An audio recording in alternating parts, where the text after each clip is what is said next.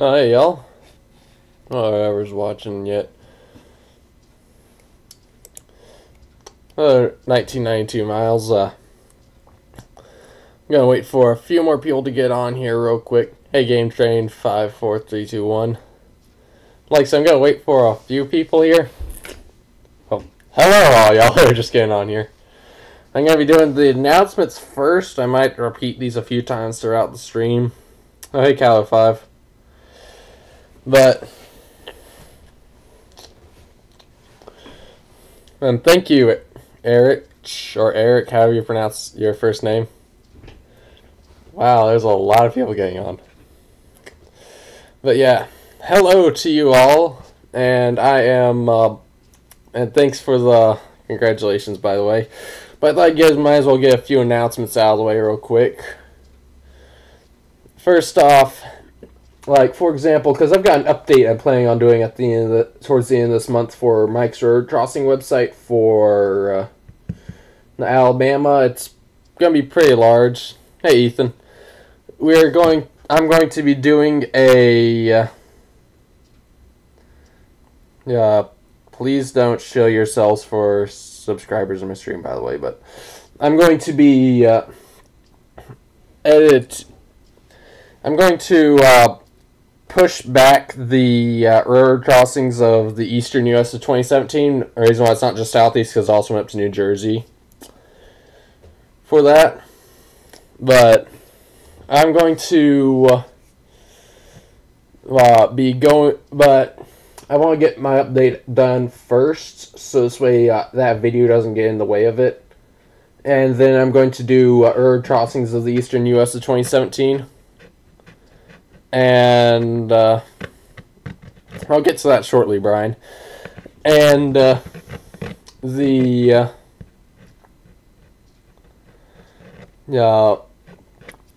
and then after that, probably sometime around late February, early March, will be Road Crossing Idiots of 2017, mostly due to the fact that those videos take a little while to edit.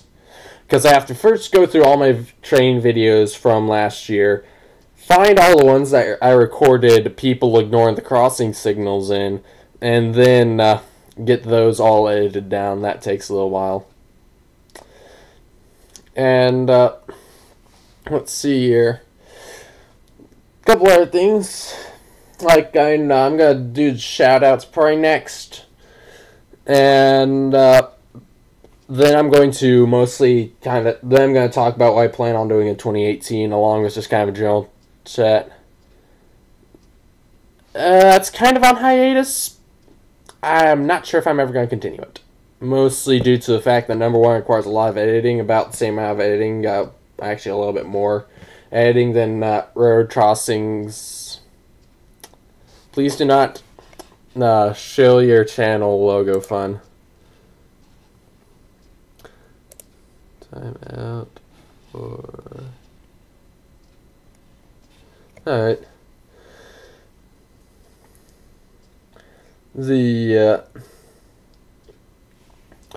Anyways, what I plan on doing is going to be.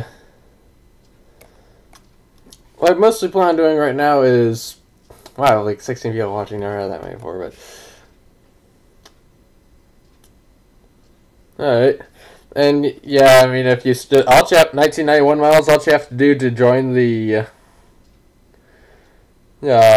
community is literally just start uploading videos and interact with other people in the community, and that's literally all it takes. And I'll probably give that person a shout out soon. But first off, in terms of shout-outs, I'm going to be... the first shout I'm going to give to is a good friend of mine, FanFan61618. He's pretty much the person who got me on YouTube in the first place. And has been pretty much one of my longest time friends. And for those of you who like trains, he records trains. For those of you who like fans, he records fans. For those of you who like... that's pretty much most of what he does. He also does toilet videos. Person not interested in them too much, but it's his hobby, so I ain't gonna judge. So yeah, a lot of this stuff is so yeah, I definitely recommend subscribing to FanFan61618. He might not upload too much soon in the near future, mostly due to the fact that he's going to be rather busy with college. But I definitely recommend subscribing to him and watching his videos, because he could use a lot more subscribers. The next people I'm going to give it shoutouts to will be, first off, will be Tommy BNSF, another good friend of mine. He is also one of the administrators of Mike's Road Crossing website and one of the 2 people who actively uploads pages still. But we rail fans up in Illinois and Ohio and sometimes Indiana and Michigan and Wisconsin. And he records a lot of cool stuff and a lot of cool crossings. So I recommend checking him out. Next person I'm going to shout out to will be Hawkeye State Rails, also who used to be ML Gilson on YouTube. He still goes by ML Gilson on the forums. In fact, he is Gilson. He hasn't really uploaded much lately, mostly because he's been very, very busy. But I'd recommend subscribing to him if you want to. He is pretty much the person who we can thank for keeping Mike's Road Crossing website around, because he's the one who actively pays the bills, along with Paul SP, I believe. And oh, come on, stupid computer! I hate when my computer does this. So just give me a second. I'm gonna put the stuff on pause real quick while I just minimize all this stuff. Let's see here. Personalize. Swap it to Windows 7, then swap it back to the one I had. Once it loads. Well, that's fun. And there we are. Back to normal.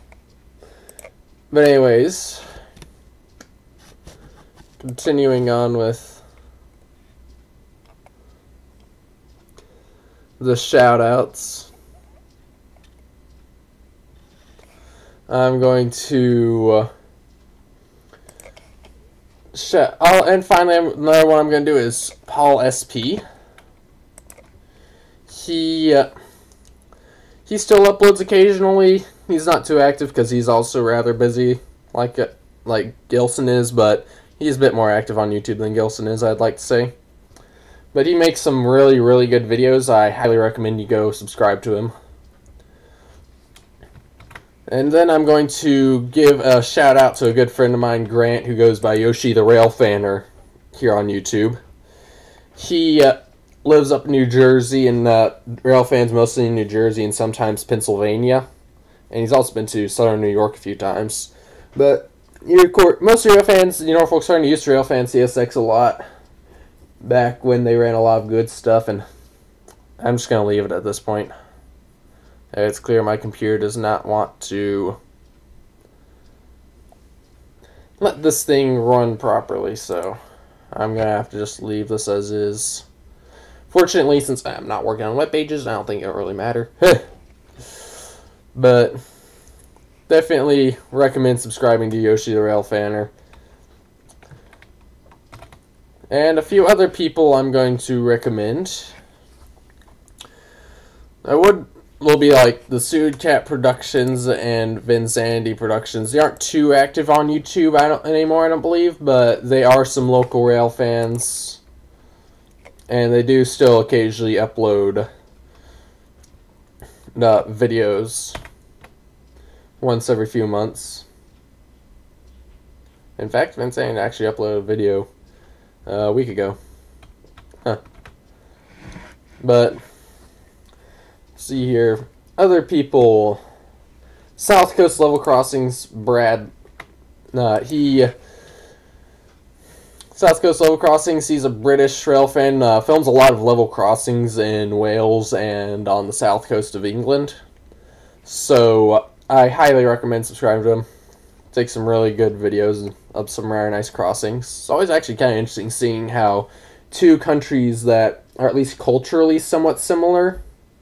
I mean, of course, they're very different culturally, but they're also similar culturally.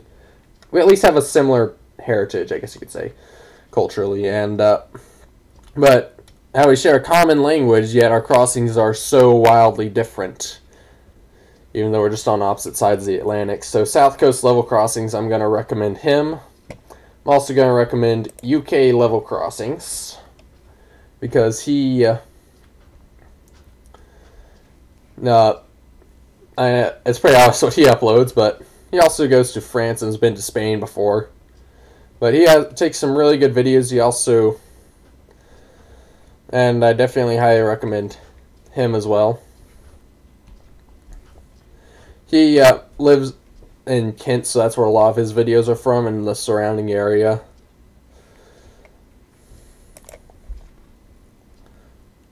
And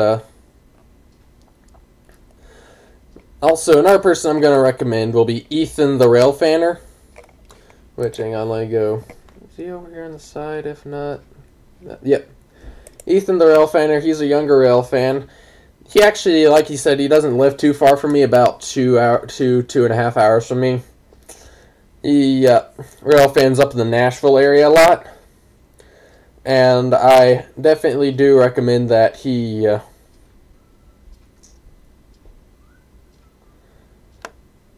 that you subscribe to him. He's takes some pretty nice videos, though due to space limitations on his and also upload times, he likes quick upload times. A lot of his videos will be lower, like 240p, but if you don't, but I mean, he still records some interesting things. So I'm definitely going to recommend you subscribe to him. And then I'm also going to give a shout out to BT Railway Videos. He's a more recent YouTuber. I want to say he started last year. I forget if it was in the first or second half of last year. And he takes some really, really nice videos. And, of course, he's also British, so if you want to see more trains in the United Kingdom, then there you go. He's also from Lincolnshire, so he films a lot of trains in that area. And let's see, I'm gonna see what else is in here.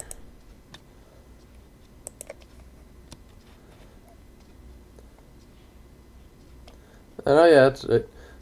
Oh, thank you, Martin, and hello to you as well. Oh yeah, and also I'm gonna recommend Martin ACEK, how you pronounce that, 96 CLC.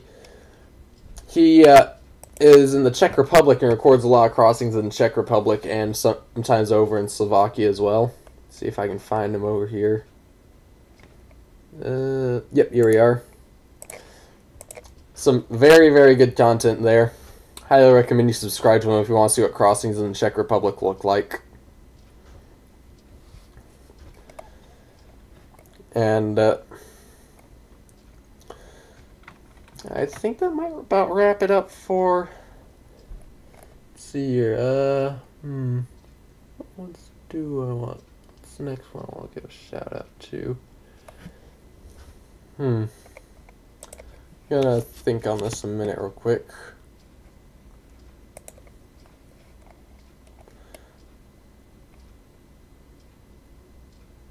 Also, that reminds me, oh yeah, that's right, someone had asked earlier, let me see if I can find it. And I'm just going to wish Alexander Eckert happy birthday. Don't know who he is, but he is suggested by Isaac and Alex, and since today's his birthday, I'm going to wish him a happy birthday. And hey, Amtrak Productions, I'm doing well. And, hey, Kent Rail Observer. A lot of these people here are... Again, thank you all for the congratulations.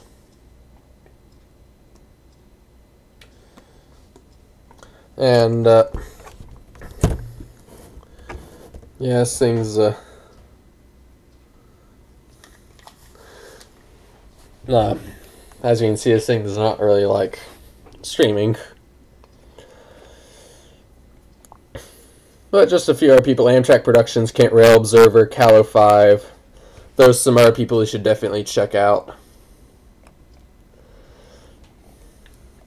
So yeah, thanks all for congratulations. Now, of course, since we've gone past branch the shout outs. I might give a few more shout outs there in the video if I feel like it. I'm going to probably try and keep this under 4 hours, so this way the entire thing will go up on my channel. But just kind of a general chat now, and also kind of discussing where I plan on going in 2018. And for example, I remember someone suggesting I film a CN train this year. Now, thing is that there is a possibility I'm going to be getting up to Canada this summer. It's possible. It's on the radar.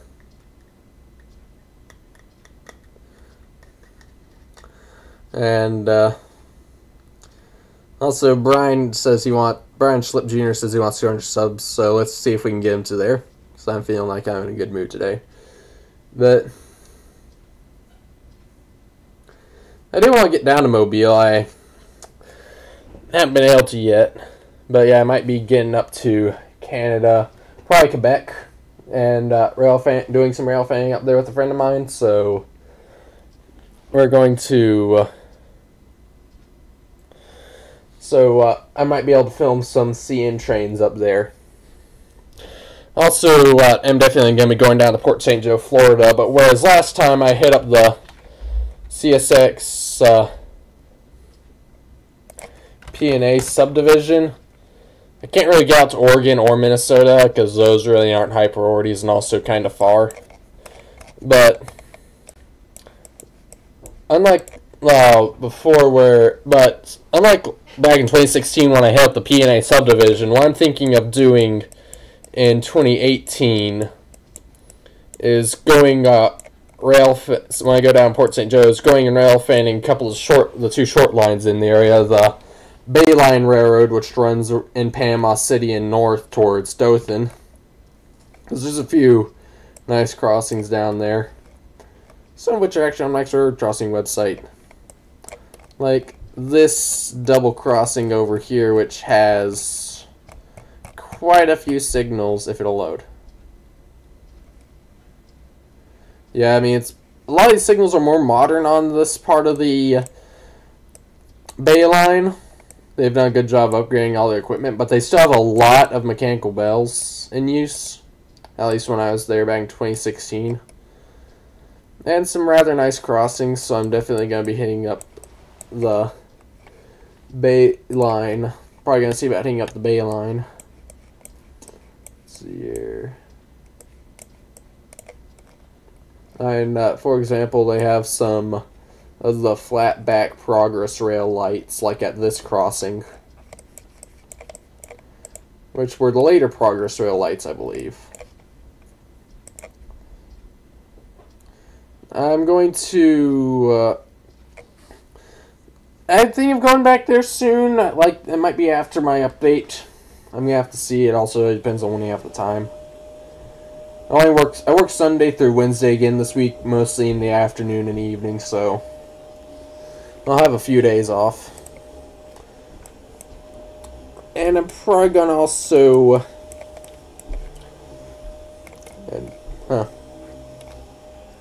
that font looks a bit interesting on that sign. But also, while I'm down in Port St. Joe, not only am I gonna hit up the Bayline, which also has some nice, really old signals a bit further north, close to the Alabama state line. I'm also probably gonna go over to I'm probably also gonna go over to the Apalachicola Northern, which still runs on a portion of their line. For example, they have Selman Street. All the crossings, I believe, are LED now, but Selman Street looks like it has an old L&N install with, at the very least, the gates are on a separate mast with SafeTran mechanical bell. For example, in Greensboro, Florida. And some other nice crossings between the farthest south they usually go to, which is right about here, if I recall correctly. Yeah, it looks like it. Both these are G&W short lines, by the way. This is like their last customer on the line, though I think they can go a bit farther south. I want to say they're... Well, this is before they tore out the line of Port St. Joe, but... I want to say that, like, they're, like, down here, it still shows signs of activity. Not as much, though. The gate mechanisms ain't chained up, and the lights are all upgraded to LED, but the tracks aren't exactly the shiniest, so I don't know if this part of the line still gets used or not. If I can, I'll try to record here. It'd be nice if it's still incandescent, but you win some, you lose some. They have a lot of nice gateless crossings as well, which is part of the reason I want to check them out. See here if I can find one.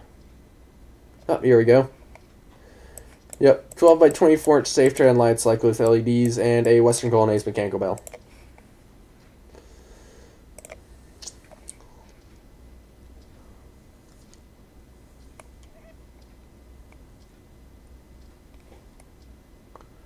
Maybe not.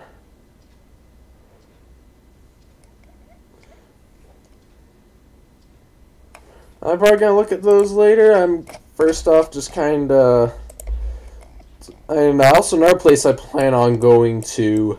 Of course, I plan on, and hopefully on my way back up, I can stop along the CSX Dothan sub and document a bunch of crossings. That line sadly does not get much use. But the Dothan sub does have some really great crossing equipment, including a lot of 8-inch lights still. Like, let's see here if I can find a crossing. An old crossing. Well, not exactly what I was looking for, but this is a good example. I believe it's an old Seaboard Coastline line, by the way. But, as you can see, it's got some older signals here. I know they still have some old Seaboard Coastline, like some slightly later cantilevers with they're from Rayco with the WRS 8-inch lights. Let me see if I can find one of those. Let's see what Lake Street has real quickly. Oh man, those are some classics. But yeah, I mean, I want to go here just at least to document all the a lot of the crossings for the site. Because like I said, there's a lot of good equipment, even if it barely gets any use.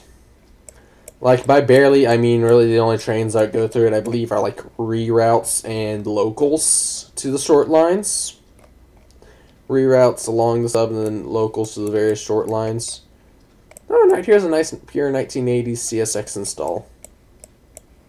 I'm definitely gonna have to document that.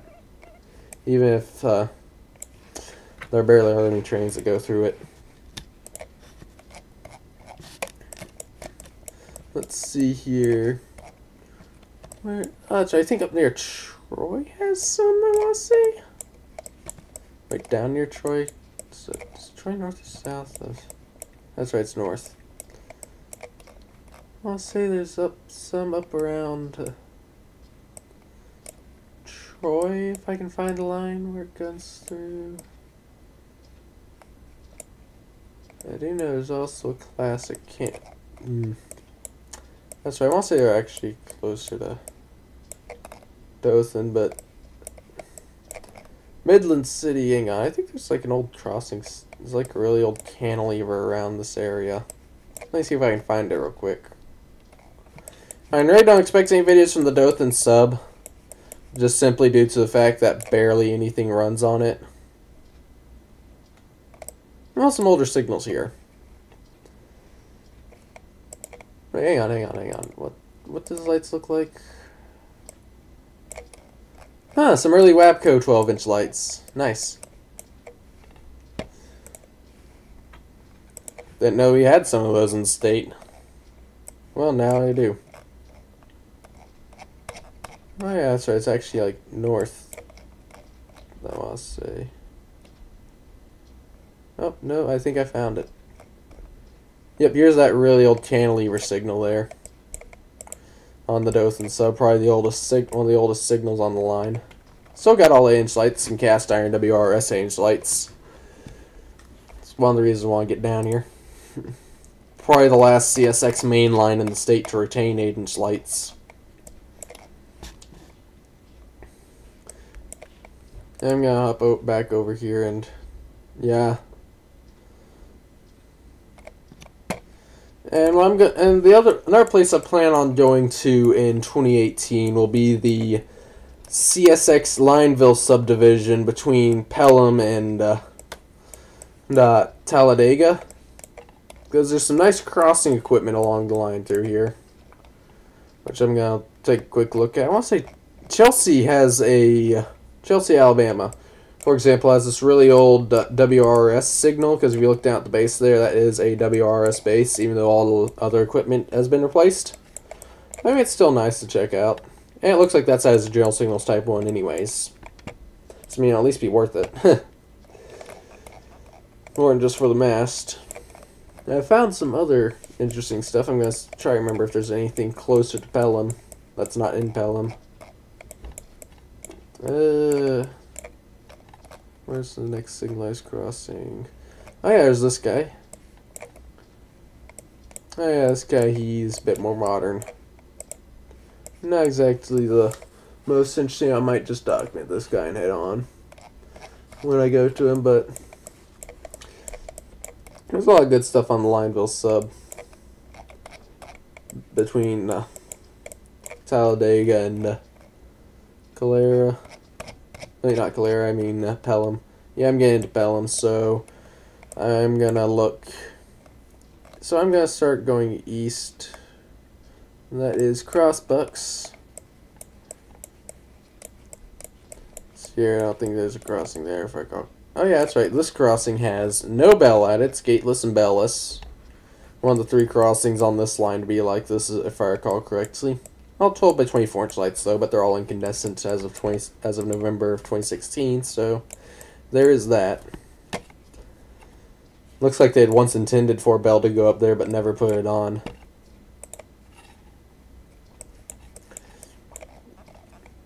And then we've got this crossing over here. Oh yeah, that's right, this crossing. It's got some older signals with what looks like a WRS mechanical bell, surprisingly. All the original equipment in that bell have been replaced, including the masts at some point, but yeah, old mechanical bell's still there, so that's worth checking out. And then also, if I go over here, if you notice, the counterweight arm pieces were put on backwards because that one was the wrong one that got ordered. The one with the counter that would have the counterweight on it. Surprisingly, the gate does not have a counterweight. I guess because it's a fiberglass gate.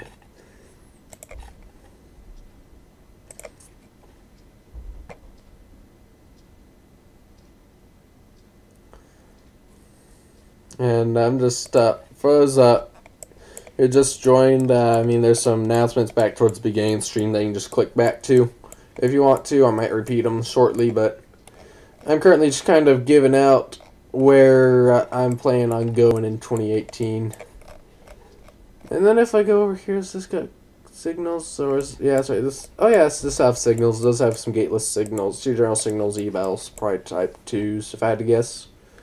But based on Rusty's master, I might want to check them out. Might be worth looking at that crossing. I mean, this line used to have some 8-inch lights in Talladega, but they've all been replaced. Still got some in Georgia, though, but I can't really get out there easily. Maybe like a 3-hour drive, I want to say, at least. Maybe 4 or 5. Oh yeah, here we are. We start getting closer to the good stuff. We got this crossing here with, I believe, some Federal Signal 12 by 20-inch lights on it. Even though the gate masts and mast lights are much newer. Definitely have to check this out. There's also, I don't know if that bell actually works or not. It looks like WRS mechanical bell. I can honestly say I have no idea if it works. Because mounted on the cantilever, there's another bell on the gate mast of the other signal, which has a broken General Signals E-bell up there. As you can see, the speaker fell into the fell into where the sound comes out there. But that's probably General Signals Type 1, sadly. I mean, that guy's broken and he's not going to work, so that's probably why I replaced him. But I have no idea if that WRS mechanical bell works or not, so I'm definitely going to have to record this crossing and check it out. Fortunately, this line is fairly busy, so I'll probably be able to record it. Then, as I go up this way, there is this guy, which is all LED with an E-bell. All the mast lights are replaced with SafeTrend 12 by 24 inch lights, though, and all the overhead lights were upgraded to 24 inch backgrounds. However, that pair of mast lights, and wow, I jumped way far away here. And these mast lights are still the original Federal Signal, I believe, mast lights. In fact, those are 12 by 20 inch lights on that mast, which are cool. The overhead lights are all Federal Signal 12 by 20s. 12 by 24s, excuse me. That's a crossing I'm probably going to at least check out. Then over here we got some old... we got a late 90s install, actually, it looks like. Actually, I mean mid-1990s install, where the bells were replaced with General Signals Type 1s, so I'm definitely going to have to check this out. Because General Signals Type 1s always just sound real nice. I think it might be starting to upgrade the sign to LED, I'm not sure. It's probably the reason why I get out sooner rather than later. It'll be after I get the update done. I have no idea what that crossing has. Probably some newer signals, but there's no street view there, so I couldn't tell you. And they're most likely gated, that's for sure. This one, though, does feature some gateless signals with LEDs. And a SafeTran Type 2 or an AGE bell there. Hang on. Is there old street view here? Because if there is, I could. Yes, there is. Let's see what it had back in 2009. Had General Signals electronic bell, so it's an NEGE bell. Faded, but it's an NEG.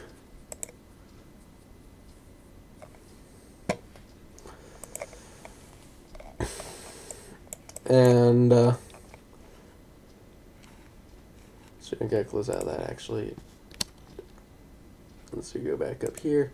And quick shout out to Rail Fair in 2007. But then I go over here. We got crossing with a pair of SafeTran mechanical bells. Mast lights were replaced at some point, I want to say. But it's got Martin Industries lights on the overhead, which are nice. Along with a Martin Industries light on the mast there, it looks like. Looks like this is a pretty nice crossing overall. We'll definitely have to check it out. It's got a pair of SafeTran mechanical bells. Looks to be fully incandescent, too. And this is right near Talladega, as you can see. And then we got another gated crossing here with a SafeTran mechanical bell and probably an NEGE bell on a signal that actually has some older SafeTran 12 by 24 inch lights. Over there, the other one has newer ones. These some like some 1980 Seaboard Toast. Wait, that one would be wait, this is probably a 1970 Seaboard Toast line. Huh. So I mean, it's got all those older SafeTran 12 inch lights except for the one that was a replacement at some point. Certainly an interesting little crossing here. We'll definitely want to check this out. No older street view here, sadly, so at least none that I can access, so I don't know if that's an NEG or SafeTran Type 2, most likely an NEG. I imagine it's having two SafeTran mechanical bells, and one of them was replaced.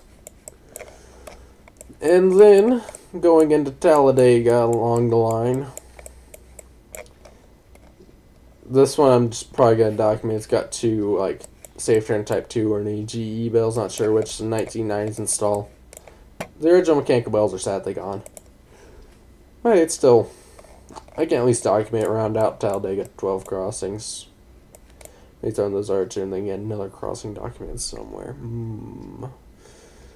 But then in Talladega itself, I'm going to see about recording McKinley Street, because that's a nice gateless crossing with incandescent lights, and I'm pretty sure the bells are Type 2s.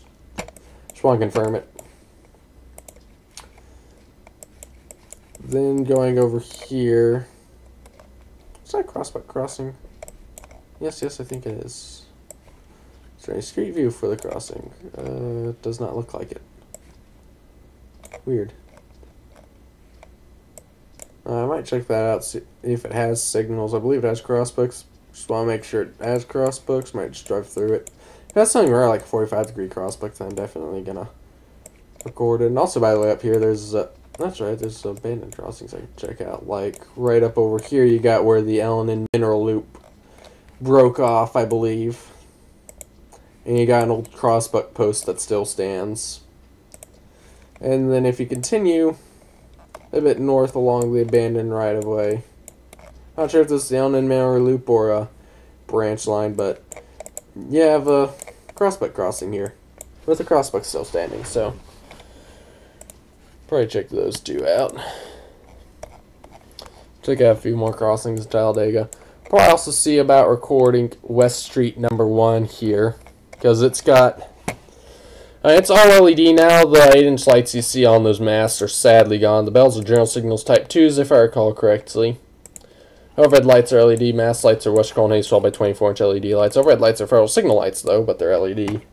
Safe turn gate mix, but it's still a decent crossing. Kind of wish they'd left these 8-inch lights like they did on the other part of the line, but this is Alabama and we can't have nice things, so they got rid of them. And then let's see here, that crossing has been upgraded. Let's see here, Court Street, I don't think it's changed any. Well, at least as of November it still had. Is that a police car? I don't think that's a police car. It hadn't changed any since I was last there. Let's see here, see if I can skip over here to... Yep, this crossing, that's right, I'm going to definitely record this crossing because the Federal Signal overhead lights finally got upgraded to LED. Western Haze mechanical bell is still there as of November, though, which is nice. I don't know if Street View has been updated at 17th Street. If it... Let's see here, according to this... Yeah, it's still from 2013. It hasn't been updated. But I might see if that bell's been fixed or replaced. Also, interestingly enough, one thing I noticed just now is that one of the 12-inch lights, one of the old lights was 12-inch SafeTran light, which might be where from where the 12-inch SafeTran, 12 by 20-inch SafeTran light that was replaced the Western Haze light up there came from. I'm definitely going to just see if there's any updates to that crossing. Along with a few others like Johnson Avenue. And probably also go over to Ironton Road over here. And, hang on. Oh, that's right, there's no Street View. But see if I can record that, because that looks like it's an early 2000s install. Pure early 2000s install. At least it was back in 2015 when I last went through. Kind of middle of nowhere, but it's a pretty nice little install. Then it doesn't really get as interesting further this way. I got Stockdale Road over here with probably an NEG eval and I think a General Signals Type 2. The searchlights you see there are long gone, sadly. Out here in Waldo, Alabama. Wow, my computer's really not liking me today.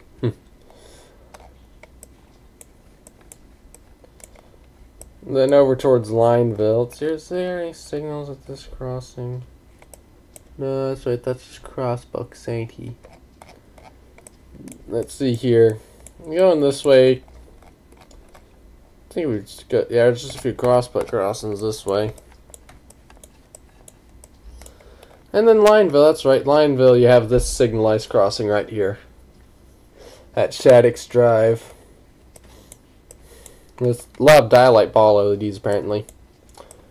That's SafeTran Type 3 if I recall correctly.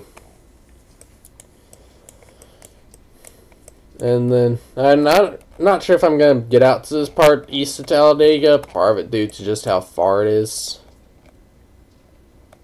How old is this bridge? How does this bridge look? Is there any Street View? Yes, there is Street View, so... Ah, this is a 1960s style bridge.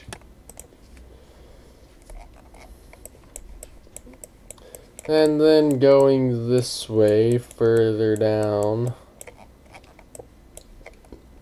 Oh yeah, towards... Wadley. I want to say there's interesting... Oh yeah, here in Abanda, there's this crossing. I don't know if Street View's been upgraded. Probably not. No, it hasn't. But back when Street View came through, it had some nice signals at it. Had what looks like a Western Haze, probably an older one, Western Haze mechanical bell on one signal.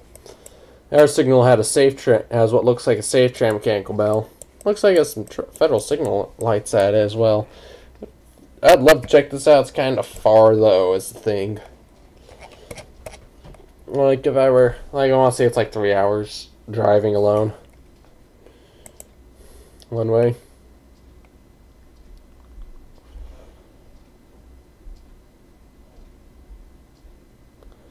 Well, that's because a lot of ESX crossings I upgraded dialight LEDs back in the back in the mid to late 2000s. Those were very much. A lot of them had, the CSX using SafeTrain Type 3s at the time.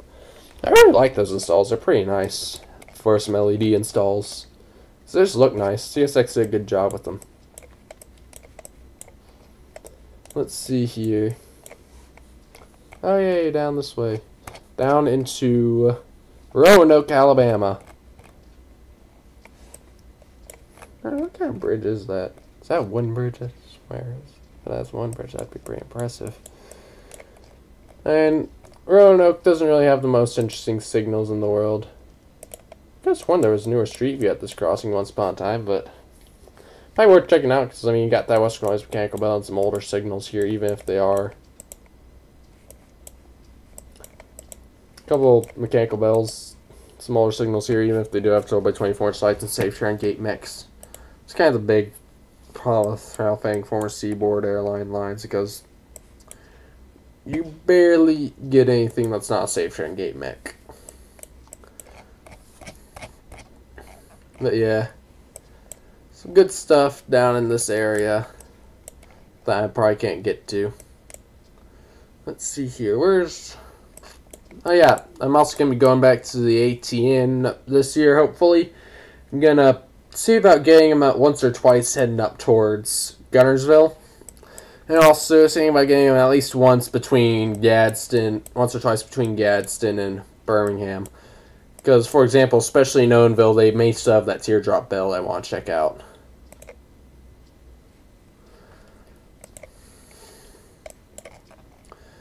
Maybe also, speaking of Birmingham, I might go back down there. I am definitely going to be going back to this area because down towards this way, hopefully the crossing hasn't gotten any more lights replaced at it since Street View last went through earlier. Like late last year, I want to say. Oh crap, where's the crossing? Oh, here it is. This crossing here, it has some GRS Lex. Oh, yeah, this back late November. This is over a year old. I've been looking at this for a little while. But back in November 2016, still had some GRS Lex C 12x20s, so hopefully those are still hanging on there and definitely be worth checking out.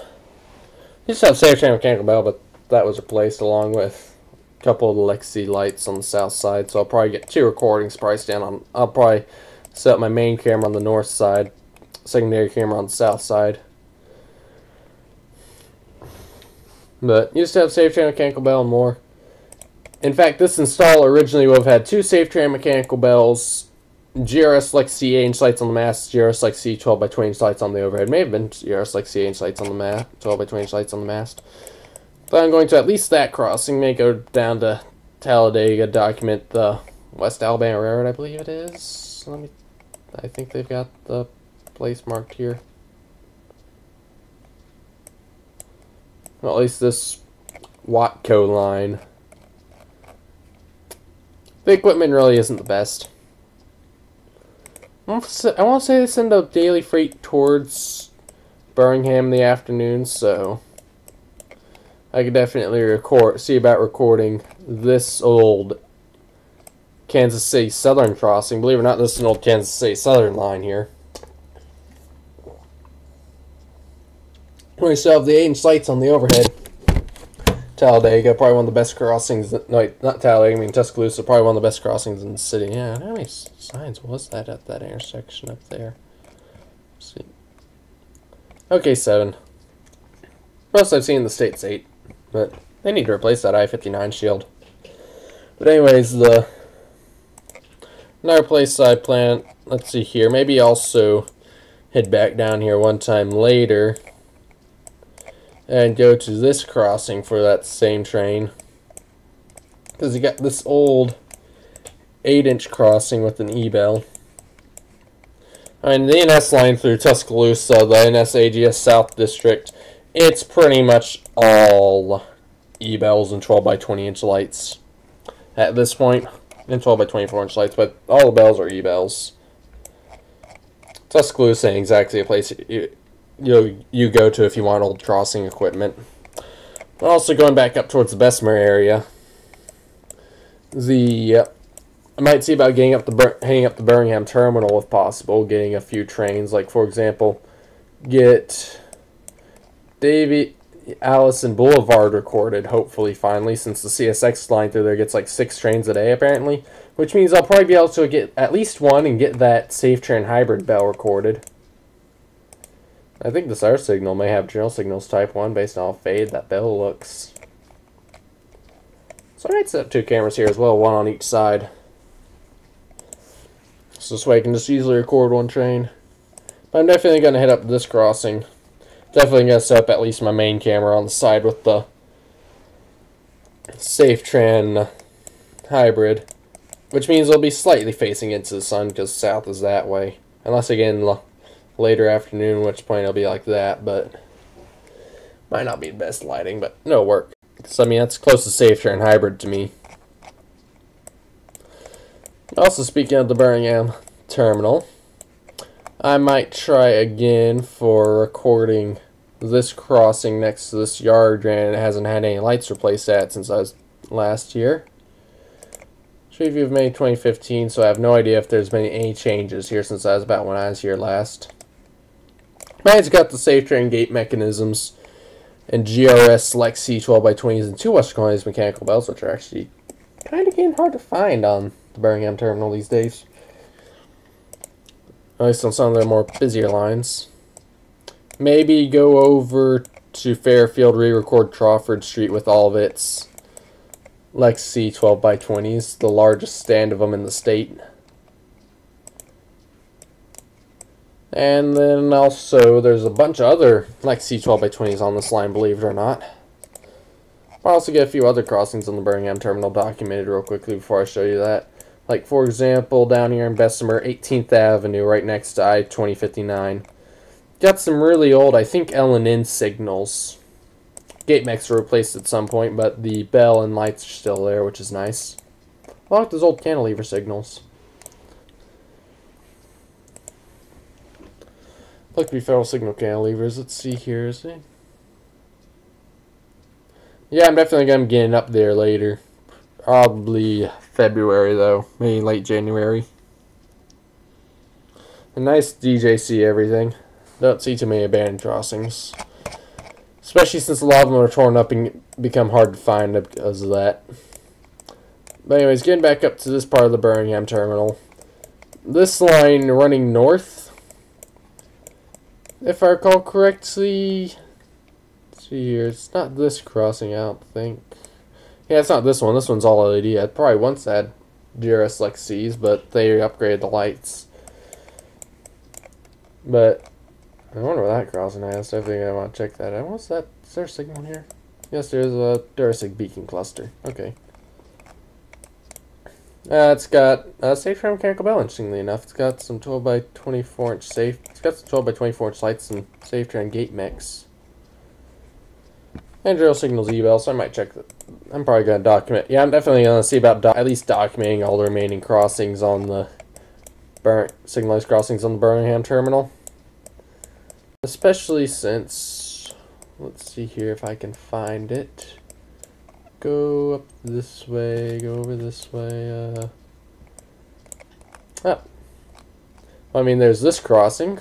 Not the one I was looking for, but this one, if it hasn't changed any since Street View last went through back in 2009. Gee, it's almost 10 years ago now. It's a branch of pure Southern Railroad Lexi install with Lexi 12 by 20 inch lights. Got some really old inch lights there. Wow, I've never seen this. I hadn't noticed that before. And a Safe Train mechanical bell. So I'm definitely going to want to check this one out. It's definitely got some really cool crossing equipment at it. Sadly, there used to be another one right up this way. Similar condition. As you can see right here on Street View. It's got Safe Train mechanical bell, got all the Lexi lights. And a really old bridge too right here as well. Like, it's all Lexi's, all... It's got the Safe Train mechanical bell. One signal's kind of leading. But But as you can see right there, they built a new bridge, realigned the road, placed signals. Now they got some gated signals of some kind. Don't know what equipment they use, because Street View hasn't been through since the new bridge was built. Let's see here if I can't find the line at the crossing I was looking for then. Oh yeah, that's right, it's down this way. Is it this? No, it's not that one. Maybe it was that one. All I know is that's down towards this way. It's Gateless Crossing. Oh, I think I found it. Oh, yep, here's the crossing. This one, it's got a WRS mechanical bell, surprisingly. It's got some LNW lights with LEDs. Along some Westerco and Hayes 12 by 20 inch lights with LEDs, but it's still got a pair of GRS Lux C lights on one of the signals, which is nice. So this is another crossing I'm going to check out. Just simply due to the fact it's got some nice stuff at it.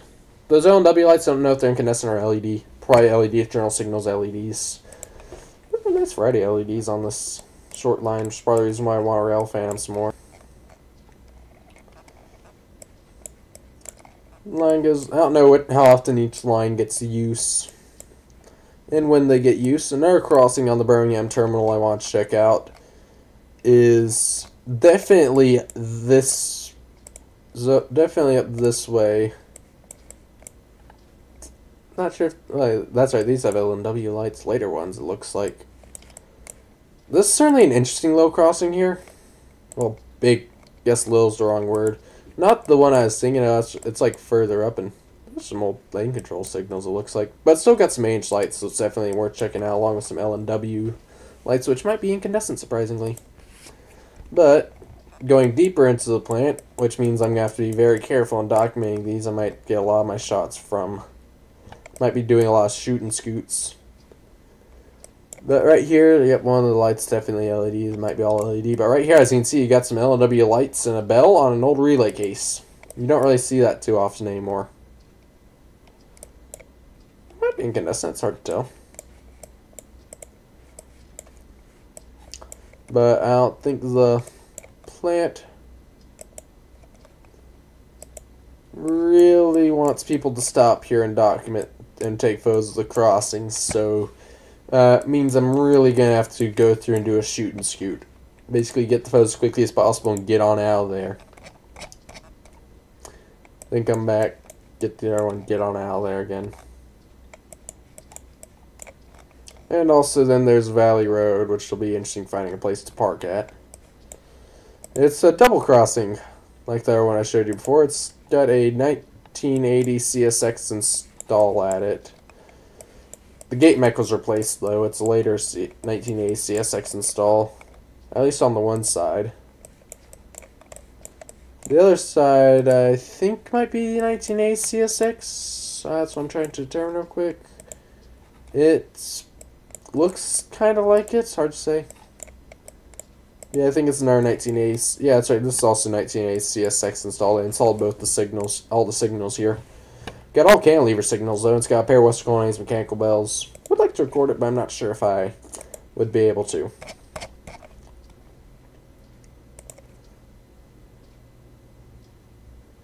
And Ralph Enrard gave you a shout out earlier.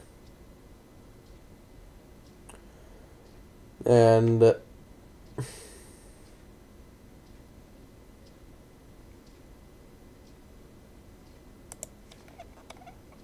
see here. Going up this way, I'm trying to remember if there's any other interesting crossings. Oh yeah, so he's got like 3 tracks through here. Got some signals. Some 1980s CSX some 1990s, excuse me, CSX signals. Well, maybe they are 80s. Hard to tell. Looks like they're certainly at least upgraded in the 90s, but got a pair of Westerco mechanical bells here, a bunch of crossbucks, including some next to the signals. But this crossing, there's also a BNSF crossing right down here, by the way. All incandescent lights, safe turn 12 by 24. It's probably Siemens gate mechanisms. And is that G? Is that, yeah, it's like USNS base. At least it looks like they're all incandescent. BNSF doesn't doesn't do much in the way of upgrading. Yeah, it's got Safe Gen Gate Mix. Then you got the BNSF Birmingham sub, which I might want to see about going back up to check out. I'm not sure. It's apparently the crews aren't exactly the friendliest, and also there's just simply the fact that you have the massive that both times I've been there, barely been able to catch anything. Really, the only train I caught on it was like some kind of rail inspection train, but that was about it. Other than that rail crane that I kept seeing go back and forth and back and forth and back and forth. I'd love to get stuff on it because it's got some decent equipment, especially for a. Yep, here's another 1980s CSX install that's had the gate mix replaced.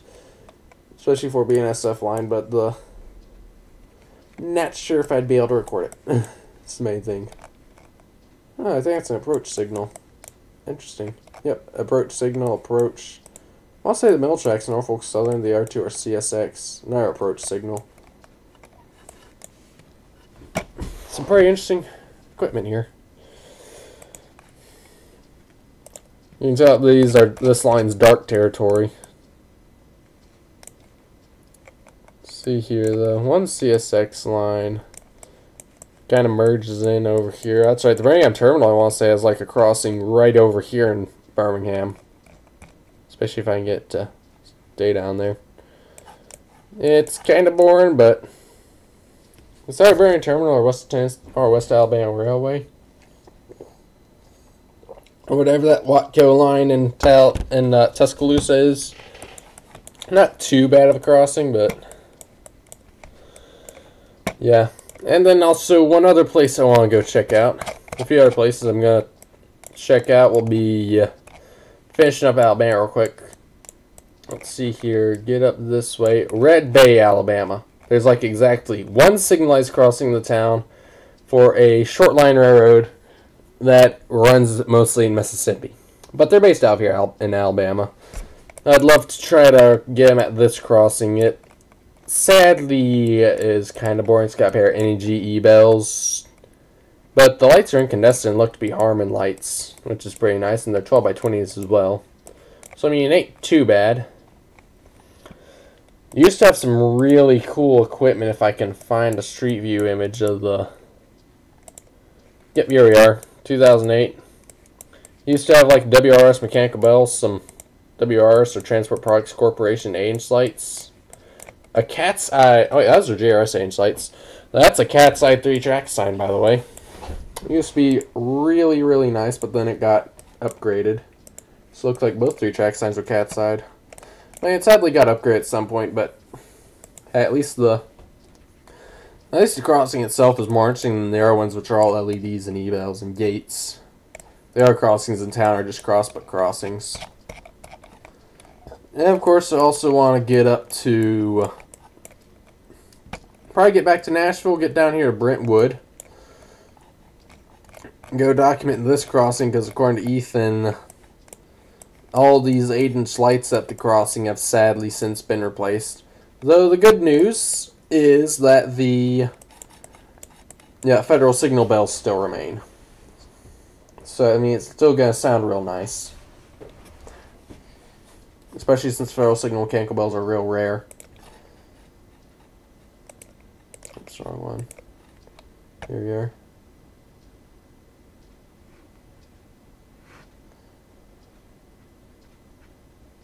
Bye, Rail Fair 2007, by the way.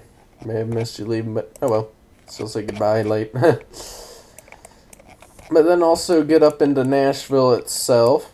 Probably document a few other crossings in Nashville. Try to get the NWR some. And also the Nashville and Eastern. I'll show a few crossings on that shortly. This is a CSX crossing. It actually looks pretty nice. Looks like it's got WRS mechanical bell. Sadly, most of the original stuff is long gone. Like the 8-inch lights and GRS gate mix. But hey, at least still got the bell. I don't think Nashville's many 8-inch lights anymore, to be honest with you. It's like the abandoned part of the NWR, I think. Oh yeah, and then we got also go back to 19th Avenue, check up and re-record the teardrop bell again. Check up on it and probably re-record it again because that's a really nice teardrop there. Closest active one to me of that is on a somewhat busy line. Might not be the busiest, but hey, it still gets plenty of trains a day. And probably also re-record 18th Avenue along with a few other crossings through here if possible, like 17th. Because 18th Avenue had the gate mix replaced. Huh. Street View got this crossing in action. Okay. And this one still has the mechanical bells, it looks like, which is good. The WRS pair. Then there's also some other stuff like this crossing, which has Martin Industries and I think SafeTran or an NG. It's got the. They've been. Yes, this train blocked a lot of Street View shots, huh?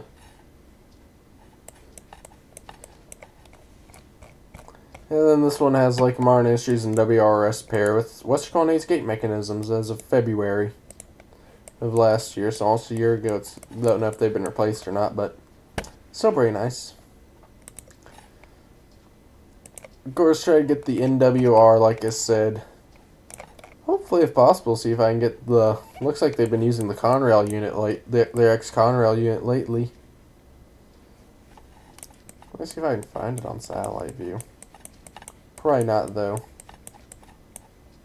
Yeah, it looks like if there was a train down here, but got cut off. Oh well. Probably would have been the. Let's see, where is? I know they went farther than that. So I'm pretty sure they went farther than that. No, that actually might be where they. Oh, that's right. They switched back this way. They got some nice crossing equipment. And a lot of it's pretty much the same stuff over and over, but yeah, gateless crossings, mechanical bells. Can't argue with that. Then their line goes up this way some. I want to say they run all the way up to Ashland City. But it looks like they usually go up here to switch. I wouldn't mind getting that ex-Conrail engine of theirs recorded, because it's the only like ex-Conrail painted engine somewhat close to me. But their line goes all the way up to Ashland City. They got some pretty nice crossings on the way. Sadly, they don't go through that abandoned crossing, but apparently they technically own that crossing, believe it or not. I want to say that's technically just like out of service and not truly abandoned, but they don't really use it. Well, this crossing has Martin Industries mechanical bell, definitely worth recording then. All Martin Industries lights as well. Like I said, the NWR has some nice equipment. Let's see here, go further north. I think up here is like all crossbucks at this point. Yeah, just crossbucks. But it's worth it. And then, of course, there is the Nashville and Eastern that I'm definitely going to check out a few times. Probably try to get Tennessee Central on at least once. Along with the Music City Star and the Nashville and Eastern itself. Before I go into Mount Juliet to try and record the Music City Star and the Tennessee Central, because they're going to be operating at track speed through there. Especially at this crossing, which appears to have a General Signals Type 1 at it. Which I hope it is a General Signals Type 1, along what looks like another General Signals E-Bell. And there's a few other crossings worth checking out. Oh, this one's not as interesting. It's got like LED gate lights. Let's see here. Those weird like Progress Rail, I think they are LED gate lights. I'm gonna see what this crossing has though real quick. Oh well, that's a big setup. I mean, the portion that the Music City Star uses is gonna be all LED and E-bells. So I don't expect much interesting equipment through here, but even the sets themselves are kind of cool. They also have some also, they use approach-lit block signals, but they use a good kind of approach-lit block signals that let you know when a train's getting close from either direction. But they also do use 7-inch gate lights, so I'm going to see about recording some of those. Hang on, can I go on Street View here? Thanks. This one might be worth recording. I mean, it's a quiet zone, but it might be worth recording just simply due to the fact that it's a nice tiny little crossing there.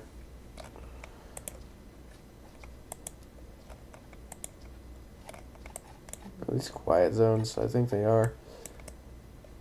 Yep, this one has 7-inch gate lights. I'm probably definitely going to check it out, even if it is a quiet zone. Yep, no train horn and a really badly rather badly made sign.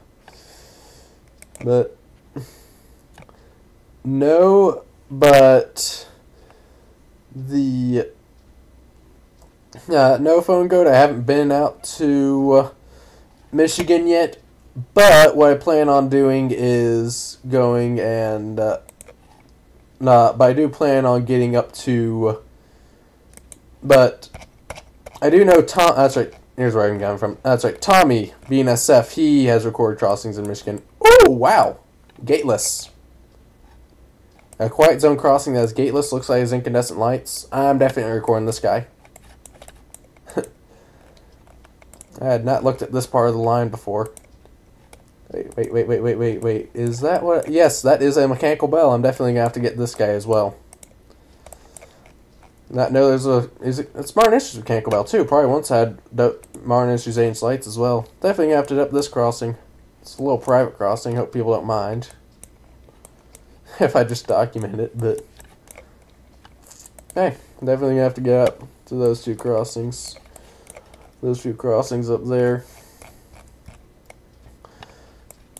Gonna definitely want to get the Tennessee Central because these like Streamliners and GP7s and they run at like 45 miles an hour through Mount Juliet. So that's part of the reason why I want to get them. Looks like that one has some gated signals, so unfortunately it's kind of back there. Not exactly the most interesting crossing though. And also it's a bit of a driveway. And it looks like it's two different properties. So I could probably make the argument I was just thinking it's a little gravel road. But kind of the problem with private crossings, they get kind of hard to... Hang on, what sign was that? What did they do? Wow. They warned of a curve using a chevron. That is some special... double deal. That is special. You're not supposed to warn of curves using chevrons. I thought most people knew that. Let's see here. What's this crossing got? He's got more 7-inch gate lights. Got some traffic lights, huh? I guess because of the intersection right over here. I'm pretty much going to document the Music City Star and the Nashville and Eastern and the Tennessee Central. Probably try and get those a few times. Which reminds me, I need to look up when the Tennessee Central's running. This crossing might be worth checking out. You might have incandescent lights still. Looks like you might still do.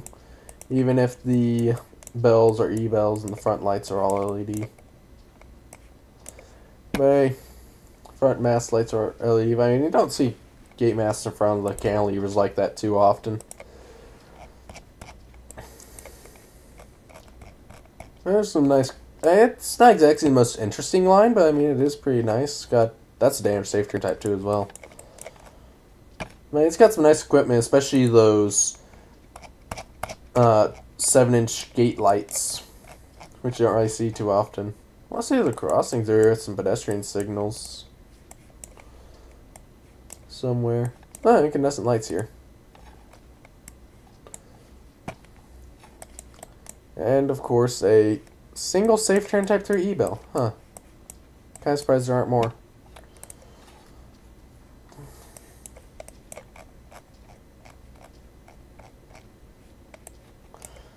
And let's see here, that's pretty typical. Install on the Music City Star. Let's see here. Oh, that's right, that's like this crossing I want to say has. Yeah, this one has like the pedestrian signals at it. It's a pedestrian signal at it. It's got 7-inch gate lights still, which is good. At least as of 2017. All LED, of course, but hey, bears can't be choosers.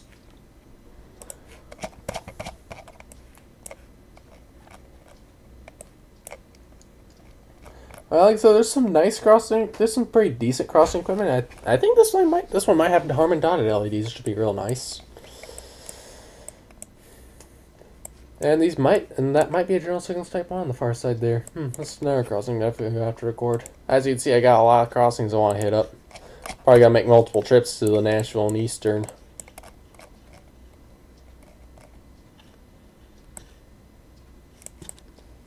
That one's got a third signal there. More 7-inch gate lights.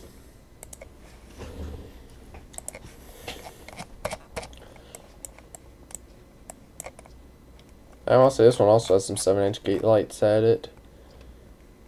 Not on that signal. Not on that signal, but it does have pedestrian signal. And it's a nice little install.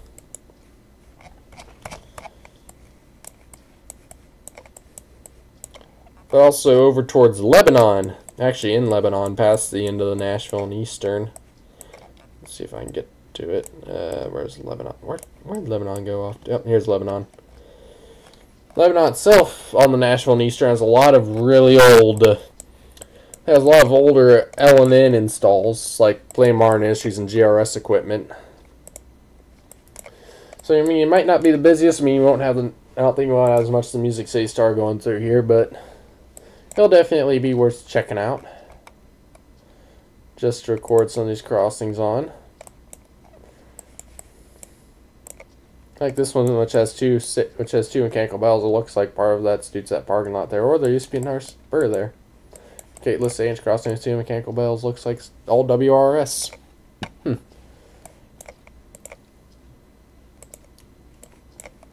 Surprising, there's no signals for the parking lots. Oh well. Guessing they weren't there when the signals were first installed. Then you got stuff like this cantilever signal. And that Martin Industries mechanical bell on the gate, on the mast signal. Then over down this way, you got a much more modern crossing with, I want to say, LEDs and, yeah, E-bells. No 7-inch gate lights, sadly, but, you know. Then this one's had the 8-inch lights upgrade at some point, but still got some old equipment. Well, some of the 8-inch lights upgraded at some point, but it's still got plenty of old equipment at it. What's this crossing have? I can't recall. Pretty typical Nashville and Eastern or Nashville and Western install. And then there's this guy with gateless cantilevers. Incandescent lights and a mechanical bell. Let's see who all's on stream. Hey, Encrypted Chaos.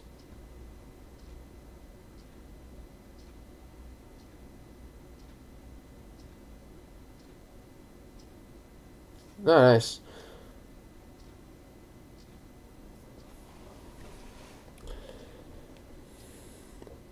Hello.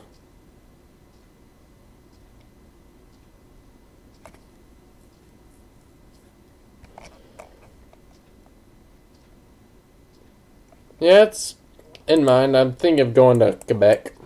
Not entirely sure where. I think I know where about in Quebec, but not entirely sure when. I guess I should say. Much more modern signals. Also looks like some kind of CSX install right here, if it weren't for the fact that it's a Nashville and Eastern install.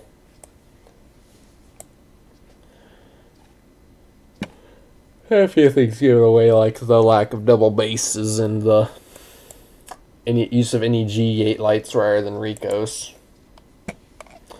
Or NEGs for that matter. But of a different design. There used to be a crossing here?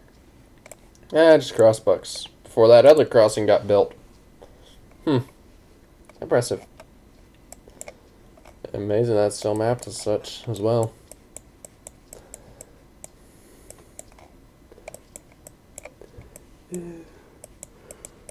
Not as much stuff down this way.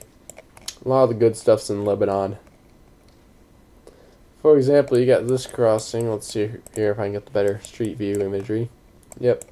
Got this crossing with some later LNN signals, one of which is really wide, I think because they were originally planning on widening the road here or something. Or at the very least they wanted to cover for the little sidewalk there. Anyway, certainly a neat certainly a neat crossing there. It's like the east end of the Music Say Star.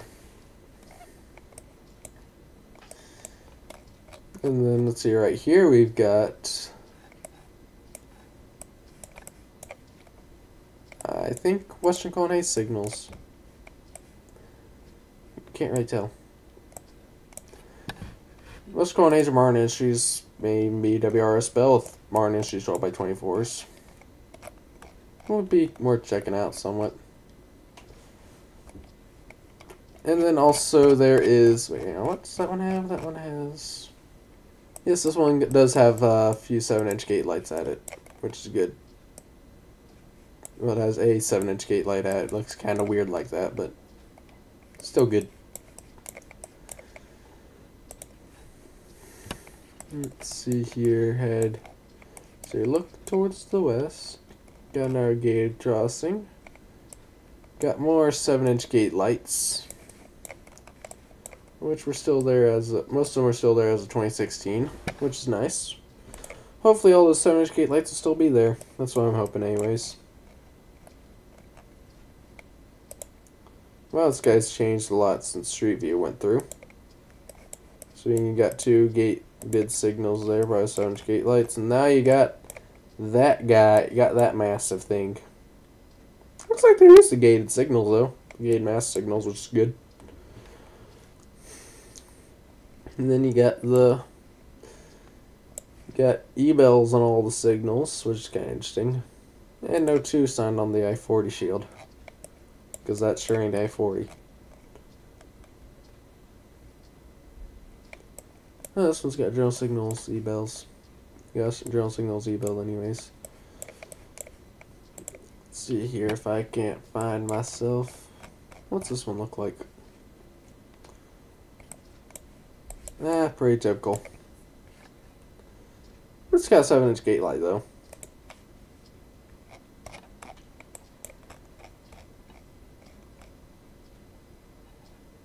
Like I said, I'm definitely going to be heading over to get those gateless crossings and the ones that may have type 1s, and at least one of the ones 7-inch gate lights recorded.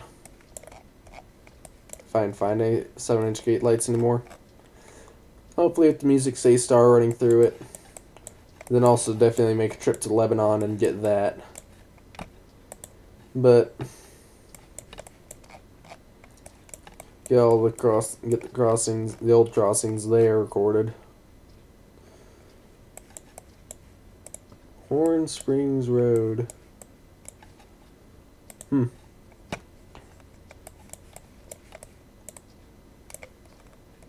This one looks like it's a quiet zone. Old Horn Springs Road. Looks like this guy's been upgraded to a quiet zone based on the fact that they've got the boulders down the center on satellite view. Gotta take a look at these other ones, see if they've shared any similar fates. Yep, Horn Springs Road's quiet zone now, it looks like, as well. Fortunately, I think part of Mount Juliet's still not a quiet zone. I'm gonna have to see what rewatch FanFan61618's videos for confirmation. That one ain't quiet zone. Let's see what's this guy have. This type Crossbuck's got upgraded gated signals. All the way back in 2008. Then over here, of course, well, you got a spur track with what kind of equipment? They even upgraded this guy. Even though he's just nothing more than a spur crossing. Yeah, well. And like I said, there's still maybe that Martin Industries mechanical bell in Mount Juliet, which will definitely be worth checking out. Is it possible it's on the site? It might be, I don't think so. Hang on, let's check your Mike's Road Crossing website. Signal pictures. Tennessee.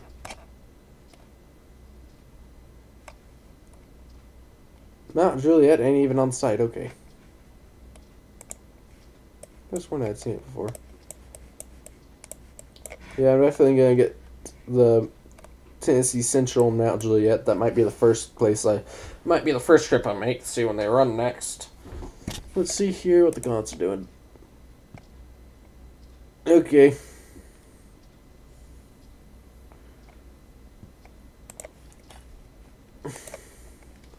And then also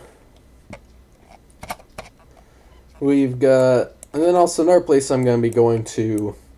I'm going to be finishing up documenting the last 4 crossings I need to photograph in Gallatin and record a few crossings on the CSX mainline sub and the associated branch. So I'm going to see about recording this guy, which has some older Martin Industries 12 by 20 inch lights and otherwise like a 1990 install. And then also see if I can get this branch line operating with this classic 8-inch crossing. And then down here, if I recall correctly, this is a 1990s gateless cantilever install. Yep, I don't think I'll be able to record this guy. I might not. I might. It kind of depends.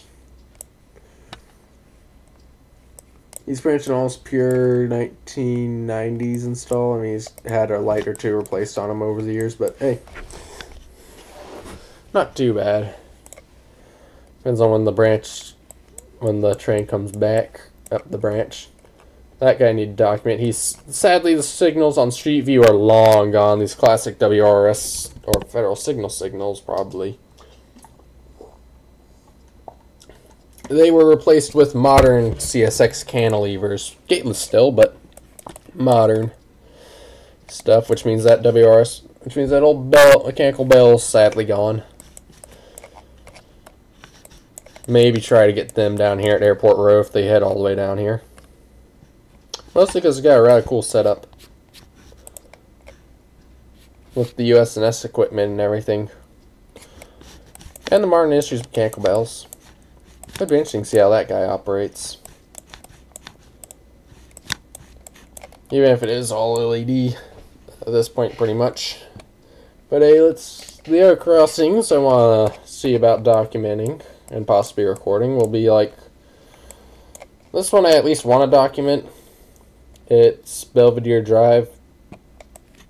Might want to record it. It's like a branch of pure mid to late 2000s install. And then I'm definitely going to want to document and record this next crossing down Harris Lane in Gallatin because it's got the best install of a bell I've ever seen on CSX, and I wonder if those are still incandescent. Because just look at that. Just look at that. See it? You see it? Apparently both of them are currently dead. I don't know if they've been fixed or not yet. Or not. Maybe Ethan can tell me if he's been back out here since last time he was here, if they've been fixed. Hopefully they have. Or at the very least one's been fixed or replaced. But 2 of pretty much the exact same E-bell on a signal. Looks like that one's probably a Safe Turn Type 2 and that probably died and got replaced with that NEG. But still, it's very impressive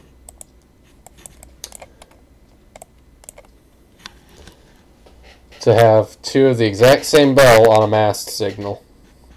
And you just don't see that.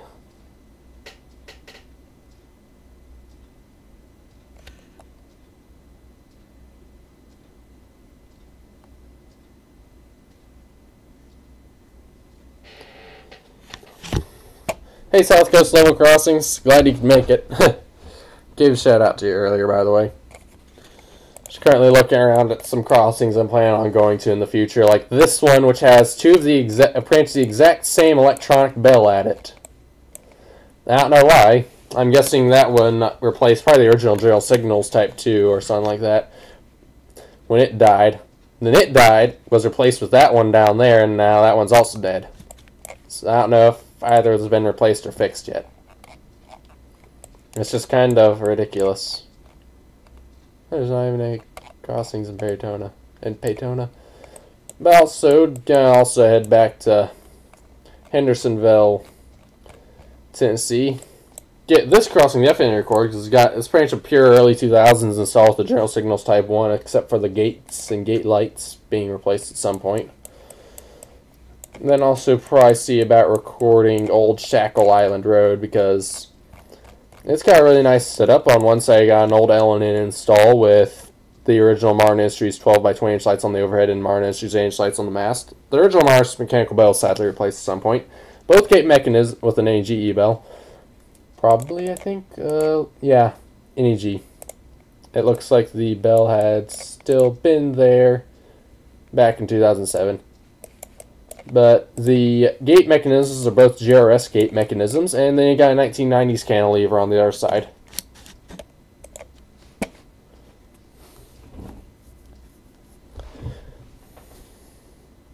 Yeah, I see there's, I got some friend requests.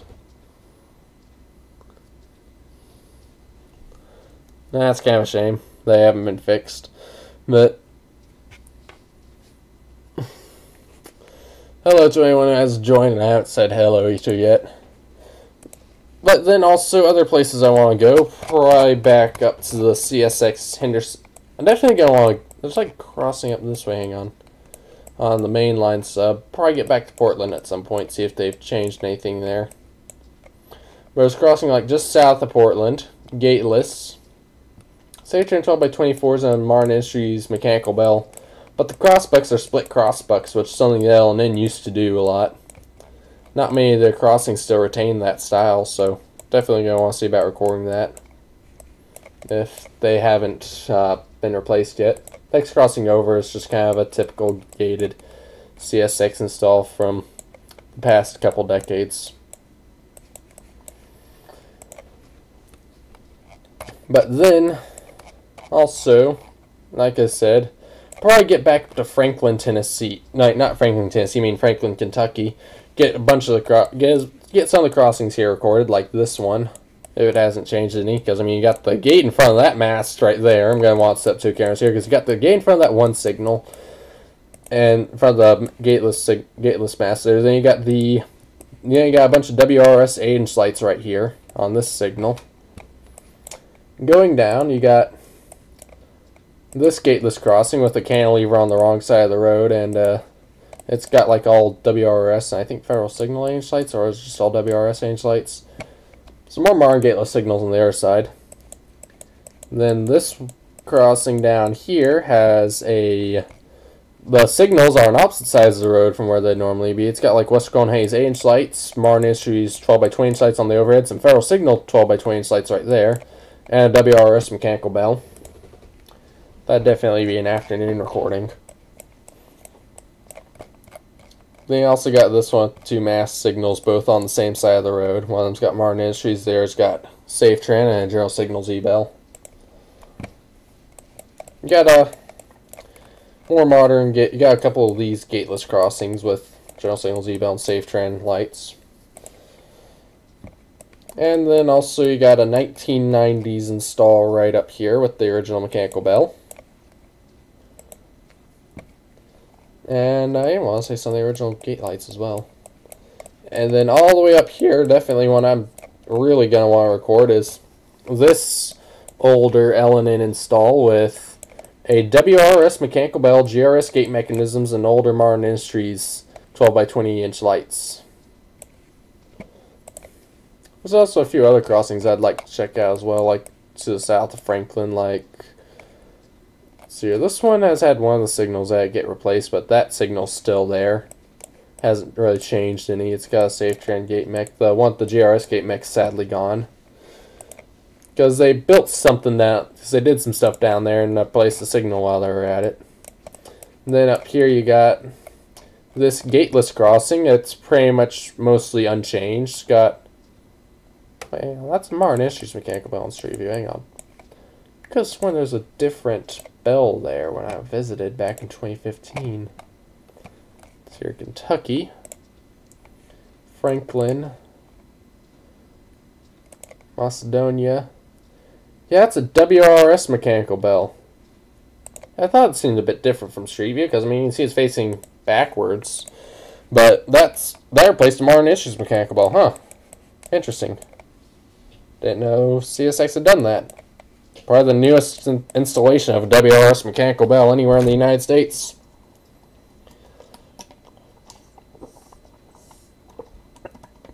First time I've ever seen that.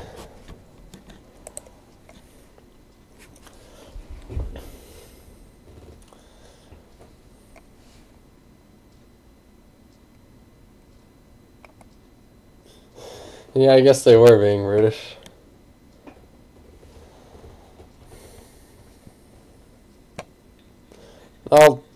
You can add me if you want to. I don't really care. I can just accept it later. Because I'm kind of busy at the moment. Another place I'd also like to get to, let's see, is Hopkinsville. But just north of Hopkinsville, the town of Crofton, Kentucky, you got a 1980s CSX install. That's pretty much unchanged, at least as of 2014. Has there been any changes since then? According to 2016 Street View, it hadn't changed any. Still a 1980s CSX install.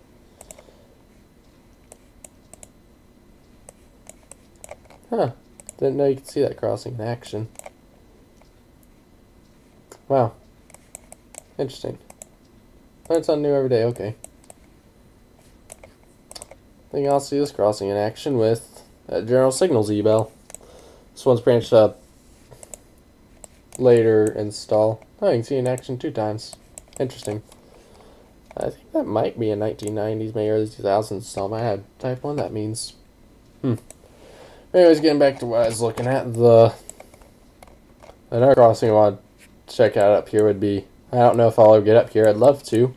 We got this L&N install, pretty much pure, no late L&N, it's pretty much a pure late L&N install, absolutely almost no changes to it. Got all the original GRS gate mechs and Martin Industries lights and bell.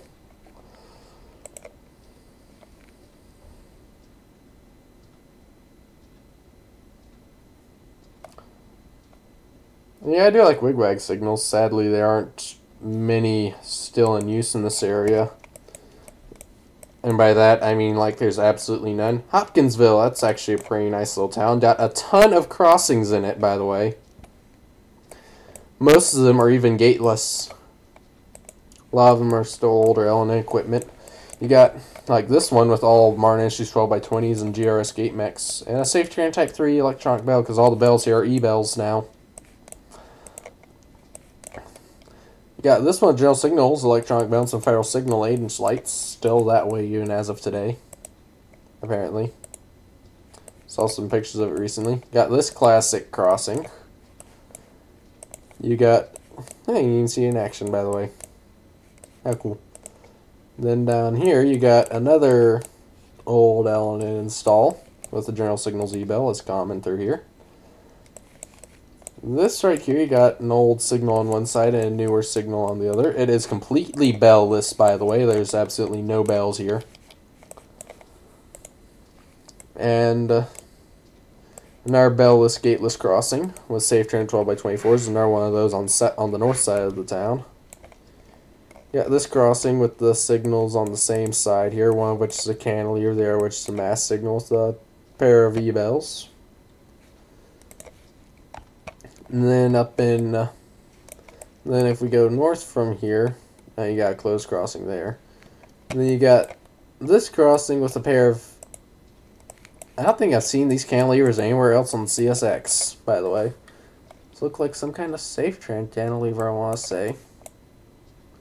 They got all SafeTran 12x24s and a General Signals E-Bell. Got a crossbutt crossing next to the north. Here, did I skip one? No, I did not. But as you can see, this one's got Martin Industries lights at it. 2 General Signals and a SafeTran Type 3 E-Bell. Used to be a dying Western Coal and Hayes mechanical bell on that signal, but it was replaced. But it was replaced a few years ago. But hey, a SafeTran Type 3 ain't too bad. Then you got this pretty modern-ish CSX installed. Looks like the 1990s install that had the bells and gate masts that were replaced at one point. What's this? Used to have Mechanical Bell. Did it? Where's the old Street View option? Oh well. I know one of these did. I think that was the one. This one has that gateless bellless crossing I was talking about. Let's say 10 12x24s. And then you also got this one, which might have been the other one. It's a Mechanical Bell, I'm not sure. It's got a Safe Train Type 3. It's like a late 1980s CSX install. Yeah, this wasn't the one with the Mechanical Bell. That was that gated one, I believe.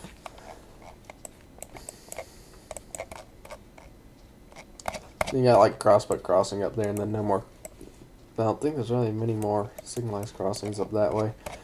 I'd love to get up there. Don't think I'll be able to, though. So let's settle for somewhere a bit closer to home. Let's go to Greenbrier, Tennessee. Because this has one crossing I still want to record, and that would be this crossing, which has a Western Cullen Hayes Mechanical Bell and an AGE bell that replaced that General Signals Type 2 over there. But the Western Cullen Hayes Mechanical still remains. Otherwise, it's like a it's a pretty nice install, but going up towards Springfield, you got some nice crossings up that way. Does this crossing have any signals? Yes, he does. Modern signals. Okay, not the ones I was looking for. But, hey, hang on, is there an abandoned road down here? Old Greenbrier Road, yes, there's a section of it that is abandoned. Right there, you still got the old pavement. Surprised they haven't torn that out. Looks like there was a bridge there originally, but hey, whatever. What have once been the alignment of US 41 through there. As you can see, that is Old State Highway 11, which is what's now US 41, because that's the hidden designation for US 41. But right in downtown Springfield, you got this crossing, which used to have a pair of really nice L&N signals. I mean, the gate mix were replaced at one point, but used to have Martin Industries 8-inch lights and Martin Industries 12x20-inch lights. That signal over there is replaced. The 8-inch lights appear to have been replaced around the same time. West Colony's Mechanical Bell is still there. The Martin Industries 12x20s are still there. Ethan the Rail fan is there. Favorite Mechanical Bell would probably... Well, have a good day, Martin. Thanks for joining us. But for me, my favorite Mechanical Bell would be a Western Cullen Hayes Mechanical Bell, like the WCH 033. 0333 that I have. My favorite electronic bell is a General Signals Type 1.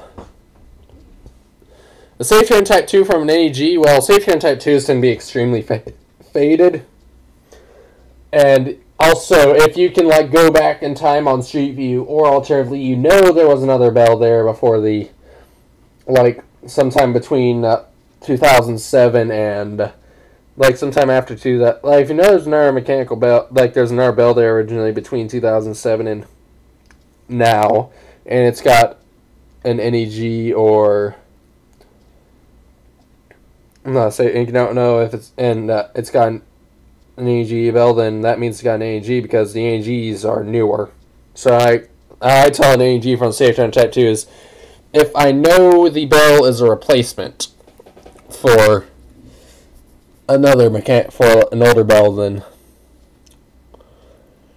that would be my favorite. Then that would be how you tell an NEG from Safe Train Type 2. And also, a lot of NEGs, especially newer ones, are more, well, they're older.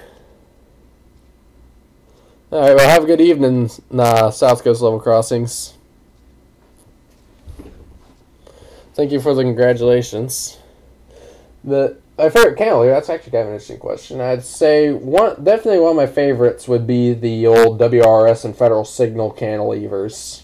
Western Cullen Hayes as well. Both designs, the extendable and the non-extendable. Because those just look... And thank you, Bab to the Bone.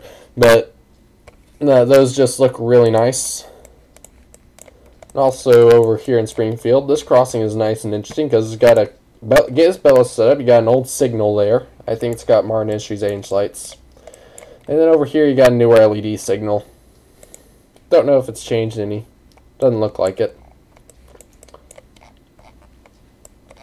Other places I want to get out to. I'd love to get out to Memphis. Don't know if I will be able to though. But Memphis, someplace, I know there's some interesting stuff down here. For example, let's see here if I can find it. Wait, that's in towards Mississippi, or is that? No, it's Tennessee, you're good. But up in this part, the industrial part of town, I do know that there is like an abandoned 1980s Burlington Northern install right here. A 1990s Burlington Northern install. That's at least out of service. It's gateless, got a mechanical bell, incandescent lights. Pretty nice little crossing. It's out of service though, like I said. And also right nearby, looks like at least some of the cantilevers are still there. Yeah, it looks like the cantilevers themselves are still there, which is good. You got these abandoned cantilever signals with absolutely nothing left on them. Which is kind of a shame because back in 2011, they were still pretty well intact. They were all US&S equipment, had a pair of teardrop bells, had some split cat's eye crossbucks on them. On one of them, the other had it just mounted standard. That wasn't cat's eye. That might have been a porcelain or an early metal one. But sadly, the signals had all of their lights and the bells removed at one point. Around between 2013 and 2014, it looks like. It was kind of a shame, but still it'd be cool checking out those old cantilevers. And then I just got just about every single Class 1 running into Memphis, by the way. Another crossing I want to check out is a really weird install right here. Because you got abandoned GRS cantilever there. You've got an abandoned like Rayco cantilever right there. But this crossing is still in use because you got a pair of SafeTran 12x24 inch signals here with a SafeTran mechanical bell. They're completely gateless. And then you also got another gateless mast with another SafeTran mechanical bell. Yeah, that's West Coins mechanical bell, excuse me. But you got a SafeTran mechanical bell there that might still work as well, surprisingly. I don't know if it's controlled from that really case or that one. But you got just kind of a bit of a weird little install right here. Unfortunately, this is a Norfolk Southern branch line. I'm not sure how busy it is. So I don't know if I'd be able to get anything at that crossing. But I mean, if I could record it, I definitely would. Then you also got some more older signals down this way. With the SafeTran mechanical bell and SafeTran 12x24s. These might actually be SafeTran cantilevers, hard to tell. Let's see what the other cantilever base says. It says it's also blank because Norfolk Southern did that weird thing with them. Huh. Another cantilever signal here. Oh, this guy's in action with an e-bell. Probably malfunctioning because it looks like they're doing car storage on the line. And then he runs up over here where I think is the end of the line for him. Yeah, this install with SafeTran mechanical bell. It's a 1990s NS install. Extra pair of lights there. Gateless. Probably wouldn't see anything there due to the car storage. And then you got another pair of old signals right here. Some old Southern Railroad signals, it looks like. With the SafeTran mechanical bell and SafeTran 12x20s. But when it comes to main lines, I don't know if I'd be able to record any of the crossings along this track here, because this used to be the trolley system, but they've sadly shut that down, so you don't see it anymore. Kind of a shame too, because you got like hybrid bells and such along here. So it makes for a nice little. So it'd make for a nice recording if I could. But that's not going to be the case anymore because the trolleys no longer run For shame. But I mean, still got some hybrid bells. So if I can catch Amtrak coming through here, then I can get at least one of those hybrids recorded. Let's see here. But I do know there's plenty of hybrids in this area. That's right, because you got the old Illinois Central here that CN now that Canadian National now operates. But I do know there's some other crossings, ones that are definitely going to be nice and busy that I want to check out. Like, for example, this guy right here. I'm not sure who owns this crossing. It looks like it's BNSF. You got a really old cantilever there, some Western Hayes 12x20s. You got some safe turn 12x20s there and a safe turn mechanical bell. It looks like a BNSF. It's hard to tell if that's BNSF or NS. Got an NS dot tag right there. It looks like a 1990s NS install. But the base is mounted as how BNSF would normally do it. And it's got visors like what BNSF would use. And also the 6-track signs mounted way up there. Then you got an older Burlington Northern signal here with safe turn 12x20-inch incandescent lights, a Western Hayes gate mechanism, and Western Hayes mechanical bells. So a real busy crossing it looks like with the 6 tracks. And then I'd love to get out there, just to be honest. Though it doesn't really look like the best part of town. Let's see, what does this crossing have? Does he have anything good? Oh, this is a BNSF crossing. Looks like the beginnings of the BNSF Burnham sub. But he's got a... Also, yep, there's a train up there. You know, I figured that because you can see the signals lit up. BNSF signals are always approach lit, even at junctions and switches. I don't know why they do it, but it's just real annoying. Let's see here. I do know that CSX, I want to say, has some good stuff on it, but... Oh, yep, here's what I was looking for. This is a CN line right here. I can get out here and record a CN train. All 8-inch overhead lights have safe train fading LEDs. Mass lights are incandescent. You got a single safe train hybrid bell and some safe train gate mix. Definitely want to record this crossing. especially if I can find parking near it. It's just a nice little crossing right here.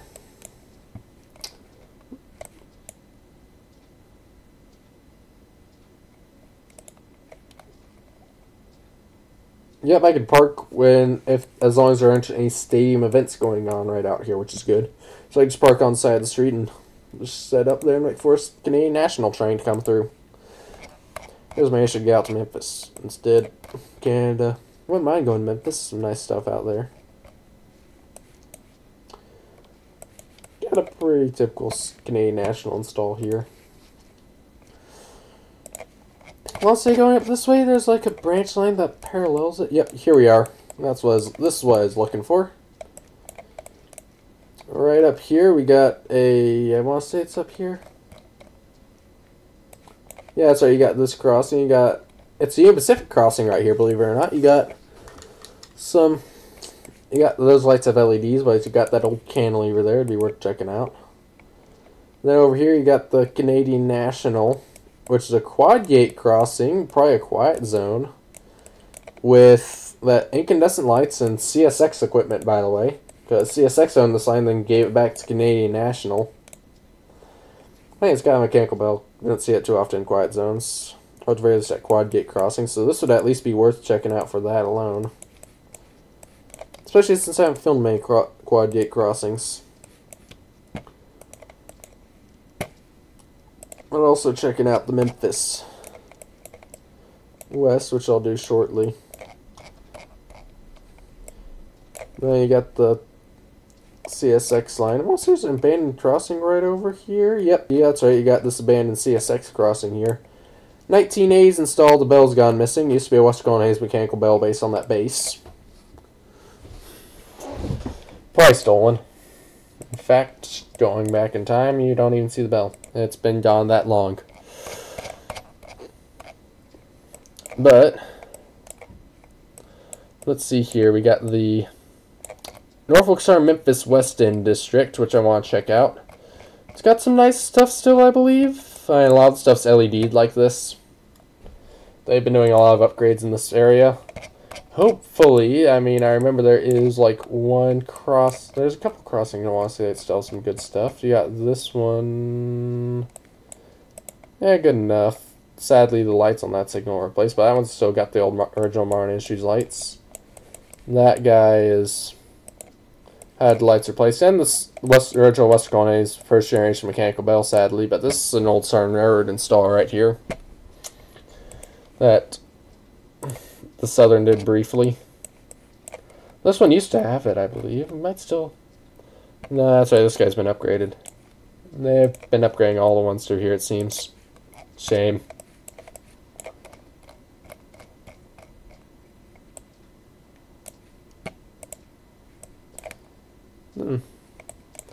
Trying to find... I know there's like some 8-inch lights, and hang on. What's that cop doing there? He's got his lights going, and I don't see anyone around. He's not moving. Unless he did it just for Street View, which is entirely possible. This one might be worth recording. It's right next to the yard at the west end of the line. Got an E-Bell. Yeah, a pair of Safetrain 8-inch lights still, surprisingly. And there's some old signals, like an old GE Novolux here I want to check out. Apparently they even still have a 4-way in Memphis. But, let's see here. Where is that crossing I was thinking of? That's Germantown, that's a bit too far. He would be... Oh, here's the crossing. This crossing is definitely one I want to record if it hasn't changed any. It's got that old 8-inch signal on one side. Our side's got newer 12-inch signals, Type 3, but that 8-inch signal's real nice. Still there as of April. Don't see too many gateless 8-inch signals anymore. And Germantown does actually have a nice crossing in it. It's got a 1990s install at Riverdale Road.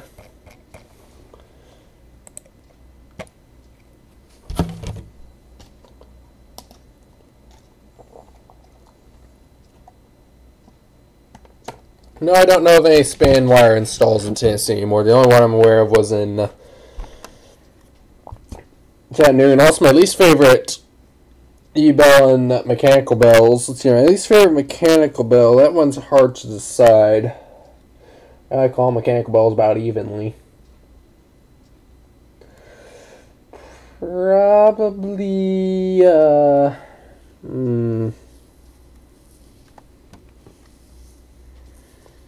probably those tiny little mechanical bells that the FS92 crossings in Italy use.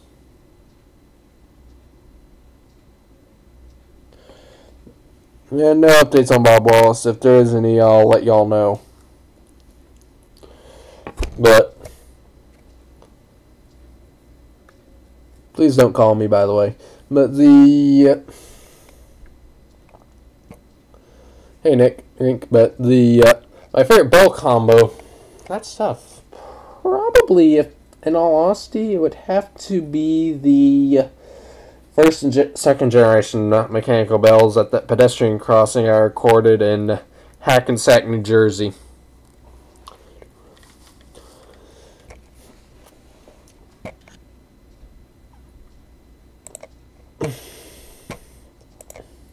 Yeah, this crossing right here, it's got a nice 1990s install with 3 signals at it. Safetrain mechanical bell still.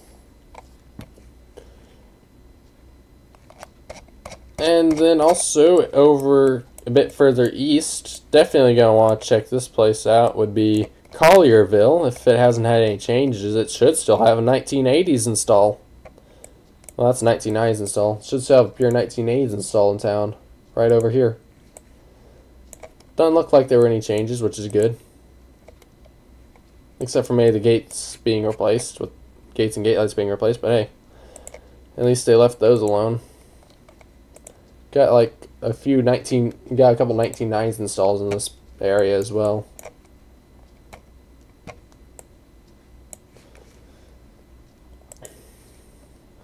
And another part of the Memphis West Side love check out. I mean, Memphis is just kind of tentative. Probably won't get out there.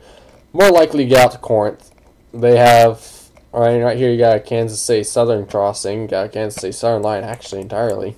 Right here's a Kansas City Southern crossing with Safetrain mechanical bells gateless. Might try to record it, but what I do want to record on this Kansas City Southern line would be this crossing right up here. Not sure if this is Kansas City Southern or West Tennessee Railway. But it's 8-inch lights with an eval. Still worth it though. Also, you got a band track right there. So there's that.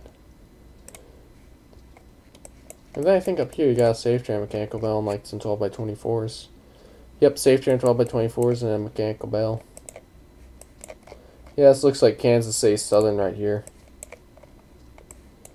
Hard to tell though. Let me take a look here, see what it says on the relay case if I can read it. No, I can't. So I could probably put in that dot number though, see if it's. I'm pretty sure it's Kansas City Southern, at least right through here. It goes up and works the West Tennessee Railway. Right up around here-ish. They have some interesting stuff out here on the west end. Memphis West, for example, you got this crossing with that really, really tall mast signal. In fact, it's got an extension fitted onto it to make it that tall. But you got General Signals Type 1 at this crossing. Then you got... No, wrong one. I want this guy. This guy is more modern, but he's got a pair of Safe Tram WTF cantilevers. You can kind of see where they came up with that name. I think he's got General Signals Type 2. He might have Type 1, not sure. This one might also have a Type 1. It's got more typical Safe Tram cantilevers.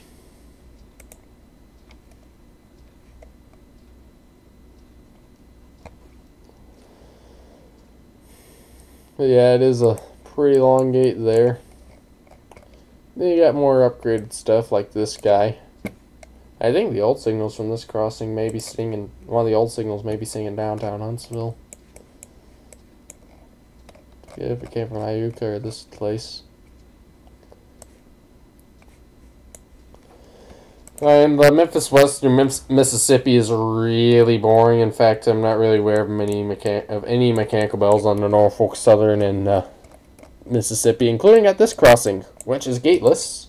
Has Safe Tram Type 3. It's like a 1990s install with the Safe Tram Type 3 add to replace the mechanical bell. But the one interesting thing about it is that you got this extra crossbuck here, which is really faded, with a one-track sign, which you just don't see all that often. Not sure if there was like a spur here at one time, or if it's for this crossing or not, but certainly an interesting little find there. Also, you got a post-style street sign there.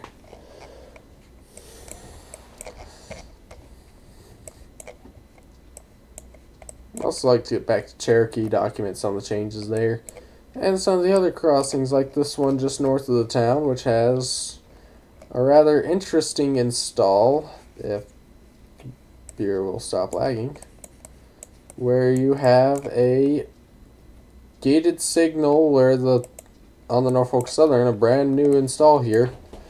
Probably General Signals Type 3s, you got the gate mast on a separate pole. Got the gate on a separate pole on one signal, with a really tall mast and a really long gate. Unfortunately, I do not know how often they work this branch. Apparently, it's not really daily. It's like as needed, I want to say. Also, I'll record some crossings between Barton and Cherokee, along with getting the crossings down this way documented. Especially this crossing over here at this siding, because you got that old Southern Railroad block signal right next to it. Southern Railroad block signals right there at the end.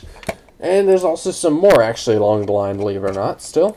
Kind of surprised Norfolk Southern didn't replace them. But they exist west of Cherokee, like off in the woods back here somewhere. Let me see if I can find them.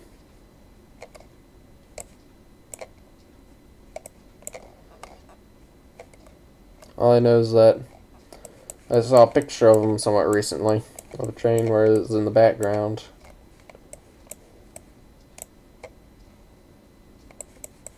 Fortunately, there's no street view up this way, so I can't get a look using that.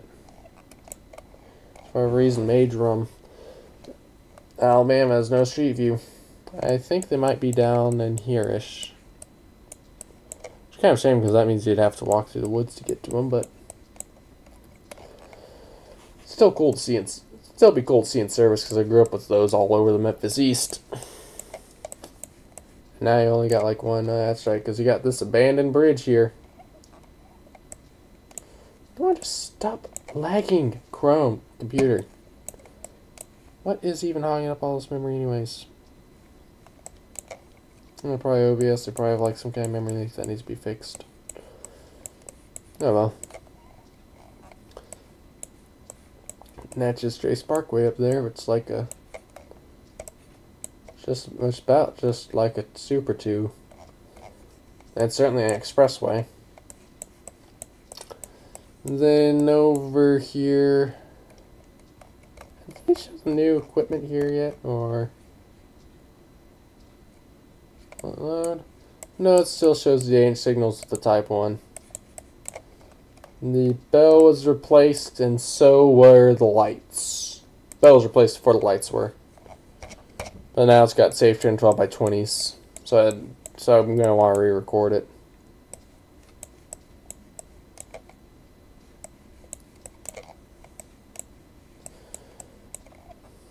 I'll probably get back to Tuscumbia and re-record the crossings at Spring Creek as well. Especially this guy, because apparently the bell now works. Yeah, he now has a working Western Colonnades electronic bell on him. Don't think anything else has really changed though, except maybe the lights been aligned properly.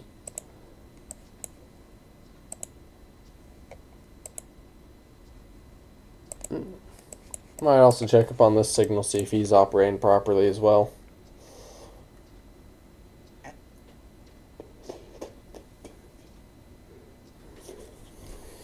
Certainly some nice crossings through here, though. I think there's a couple nice crossings there, though. About the only Western Colonnades gate makes you can find in Tennessee Valley outside of the Alabama-Tennessee River Railway. Oh yeah, and also I'm going to check up on Avalon Avenue if I can get back out here, because they are widening the crossing and replacing the signals at it. Not on Street View, it looks like, but sadly this signal with those old safe turn 12x24s is gone. And so he's going to be going. I don't know if the new signal's up yet or not. Also used to look slightly different back in 2007. You had a 12x24 signal there at the General Signals E-Bell. And that signal, the older 12x24s, was further away. I think they used to allow left turns there.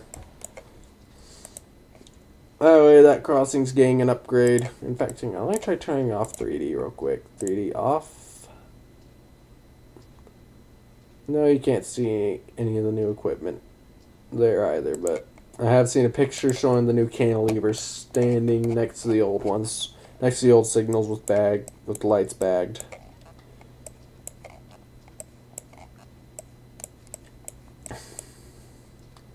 And of course, I'm also going to check out the HMCR plenty this upcoming year. But I don't really think there's anything. Oh yeah, going to Chattanooga. Probably trying to get the Tennessee Valley Railroad Museum some more. I know I'm definitely going to check out this abandoned line that runs southwest out of Chattanooga. It's got a lot of older stuff on it. Got plenty of E-bells too, but it's abandoned now.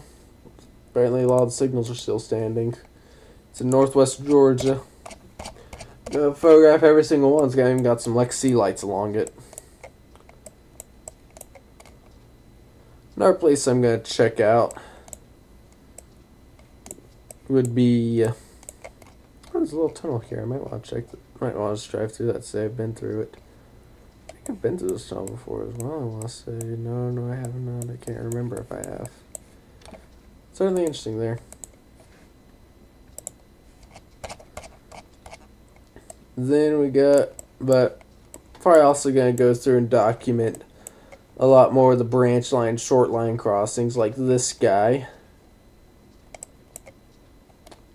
Hey, he's missing a light. With his mechanical bells and 8-inch lights. See if I can get a few other crossings recorded. In fact, I must say real quickly, in downtown Chattanooga, if I can find it. Yep, here it is. Rossville Avenue. You have this crossing with some 8-inch lights still and an old WRS cantilever. General signal's eBell, but hey, I'll take it.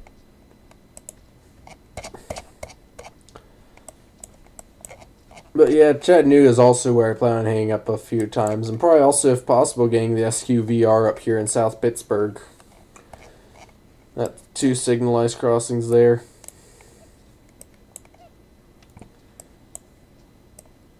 So yeah, that's kind of what I plan on doing in 2018. Might head back to Calhoun, Georgia, see if there's been any changes, get a few of the other crossings there recorded.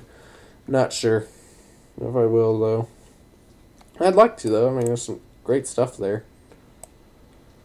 But yeah, I'm going to also get the remaining crossings along the SNA North Subdivision photographed. Get that done as well.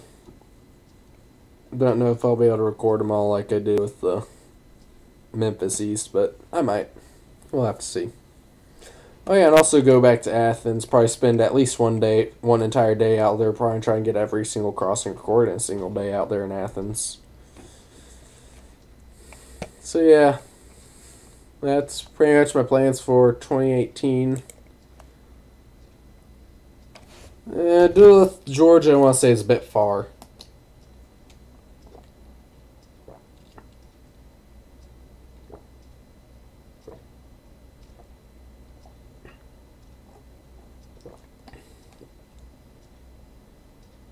I'm going to do it after the stream ends. You'll see it because you'll see that I've accepted your friend request because you'll definitely know. But I'm going to do it after the stream ends, like take care of personal stuff like that later.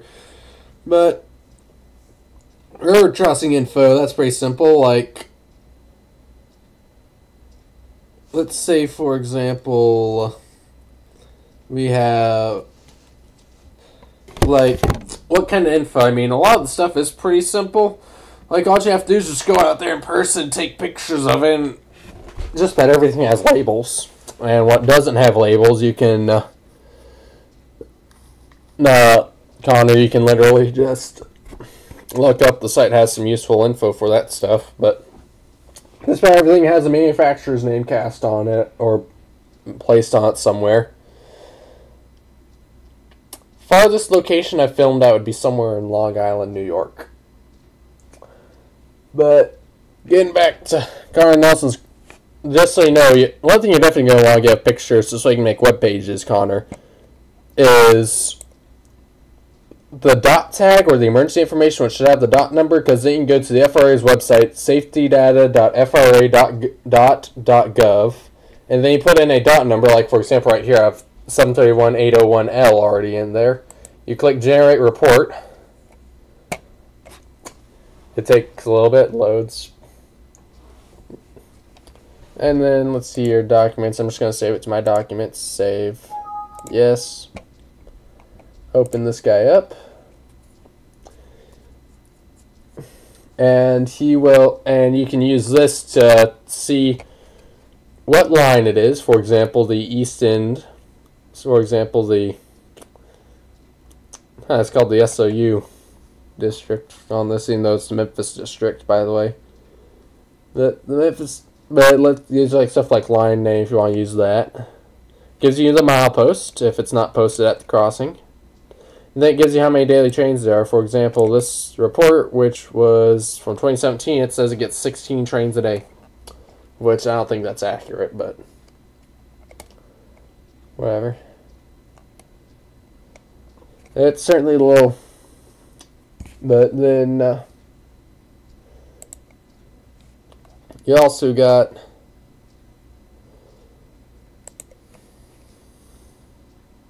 I'm doing fine RXR Productions. And then the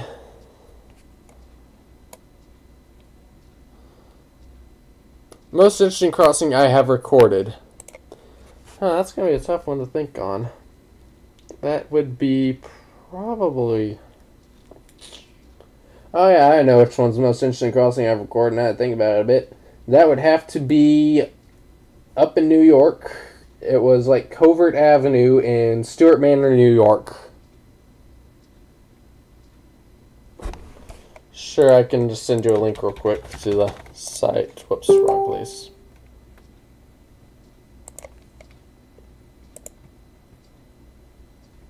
Nesbitt Lane. Probably not.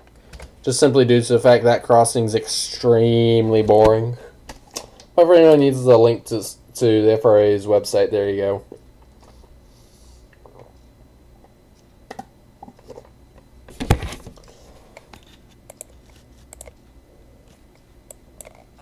But yeah.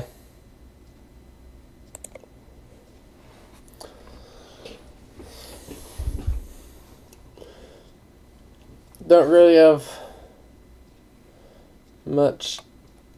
Let's see here. Farthest location I filmed at. Our crossings in Greenbrier. I'm probably also, that's right. I'm probably gonna get that. Definitely gonna get the one with West Corners Mechanical Bell. Might see if I can get the one with the General Signals Type 1. Should not have been upgraded by the time I get back up there. I mean, if the base is already installed, with the foundation's already installed, might not get lucky enough.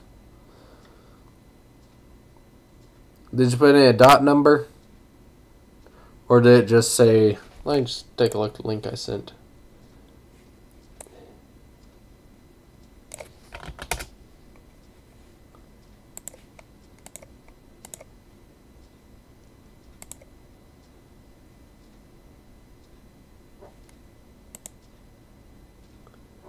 It's still working. Darn, oh, I keep selecting the wrong one. Let's see here. See if that one works. No, it does not work. Weird. Alright, I'm going to send a link to the home. See if this works. Because then you can select the... See if that... No? Alright, just look up FRA Office of Safety.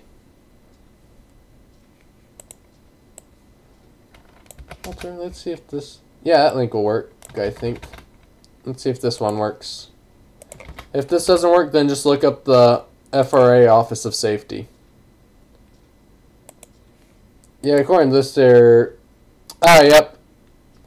It says, on Saturday, January 6, 2018, our web operations may experience intermittent disruptions to accommodate scheduled maintenance between the hours of 6 a.m. and 7 p.m. Eastern Standard Time. Which means they're currently doing maintenance, which might be why the links aren't working. But look up the FRA's Office of Safety.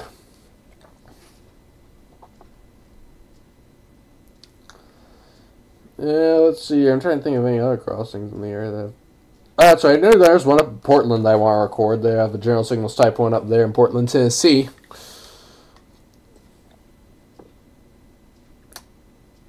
Okay, good for you. But... Probably going to wrap up the stream at about 6 o'clock, by the way, so we got about 22 minutes. But anyways, Nice. Anyways, when it comes to other things, probably the farthest one I've recorded, I mean, you can see where Huntsville is by that blue dot. Yeah, the farthest one would have to probably be the farthest crossing I've recorded.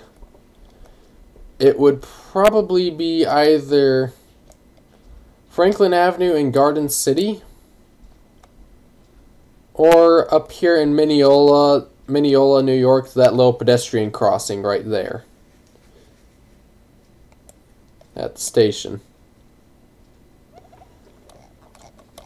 Those are without doubt the farthest crossings I've ever recorded. Prior to then, it would have been Paradise Lane in Strasburg.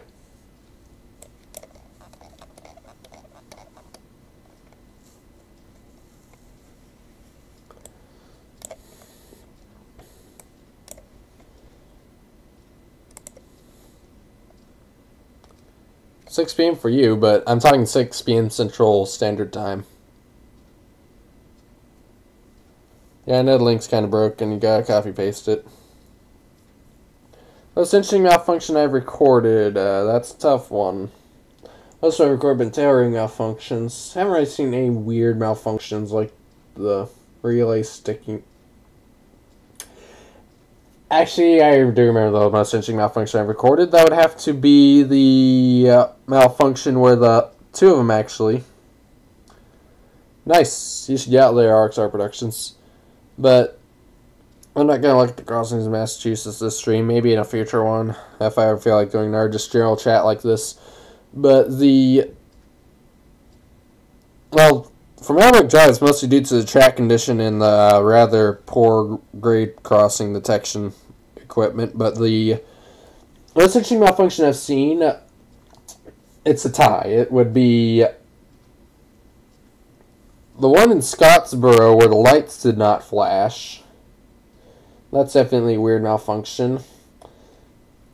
Same for the one on,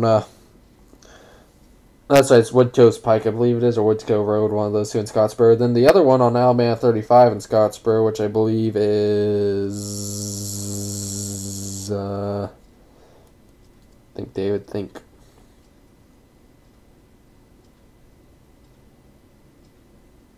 No, I'm not going to go to Center Point Road, mostly because it's a rather boring crossing, but Willow Avenue, I think it is. The one with the Rayco 12x20s, that one where it malfunctioned, kept showing off as the train was approaching. And then the third most interesting crossing malfunction I've seen would be the one in at Jefferson Street in Tennessee. No, Jefferson Street in Cortland, Alabama. No, not Jefferson, I mean Jackson Street in Cortland, Alabama, where the crossing kept showing off while the train was actively going through it.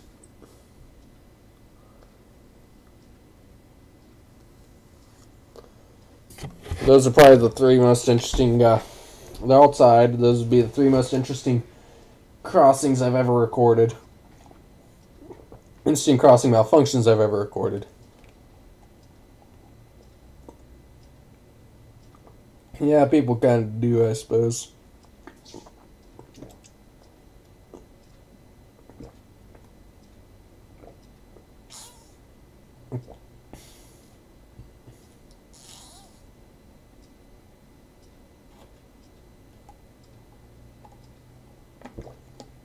It's also the only line crossing on the HMCR to have a generic short line setup.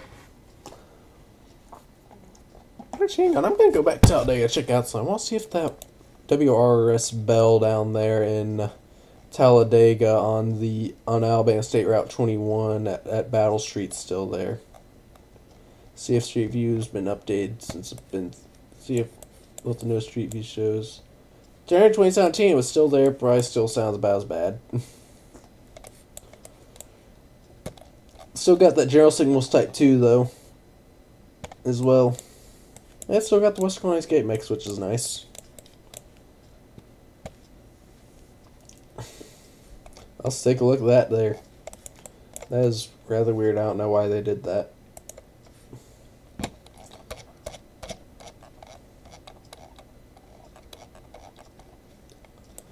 But yeah, I don't really have anything else I wanna talk about really, so that's why I'm chatting with y'all directly over here. I do like to watch Star Wars as well. Douglas Avenue in Nashville. Let me look that up real quick. Douglas Avenue. Douglas Avenue. Trying to remember where that is.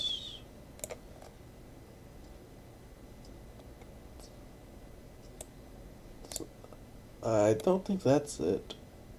Yeah, it's 4th Avenue, which has got a nice setup of its own at it. It's got Western Wise Mechanical Belt too, I want to say. What does this guy got real quick? I want to take a look. Oh yeah, 1990s install. With a few replacements, but hey.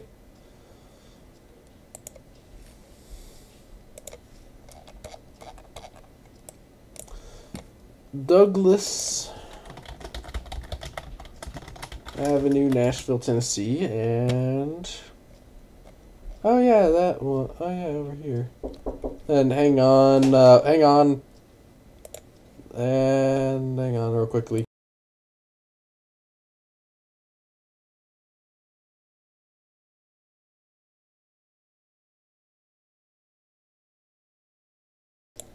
Sorry about that, my mom needed to talk to me. Douglas Avenue. Yeah, this one looks like it would be a nice one to record. It's got a 1990s install, got a Western Alliance mechanical bell. It used to be a Western Alliance mechanical bell there, I want to say. Replaced. For a long time now, so that's probably a safe turn type 2. Let me see actually. Oh yeah, that's been there a while. It's probably a safe turn type 2.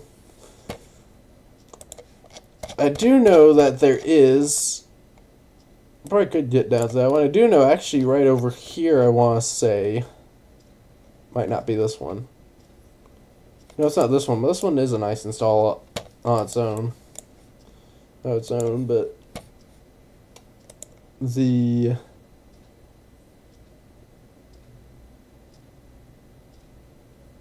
Washington where?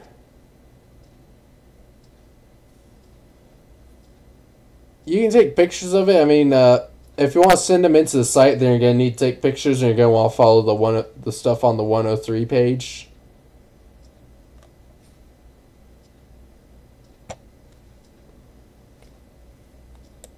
There's literally been... Street View won't show any changes to Bob Wallace Avenue, just so you know. For the person who's begging for it. Okay, this crossing's caught in action. I'm trying to find the crossing I was thinking of. It's Porter Road? Might be Porter Road. Oh, yeah, this one. It's got a pair of... It's got a nice 1990s install. Looks like it's been upgraded to LED, huh? Yeah, those are LEDs and signals. Smart used to have two Western Alliance mechanical bells. But oh well. Still a nice 1990s install, even if it is LED. I want to say there is one in this area, though, that does have two Western Alliance mechanical bells. Not sure which one it would be, though. I'll continue looking around up here.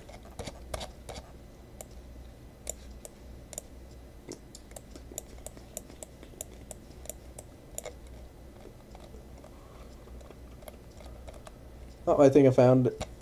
Oh. This used to be a nice 1990s install with two Western Cullen Hayes mechanical bells, and CSX has since replaced it.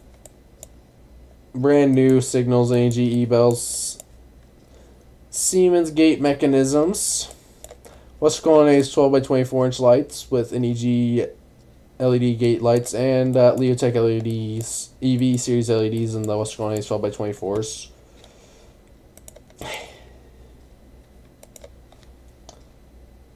And yes, I have been to Florida. I was there back in 2016. I go there about once every 2 years, and I'm going to be going back there this year.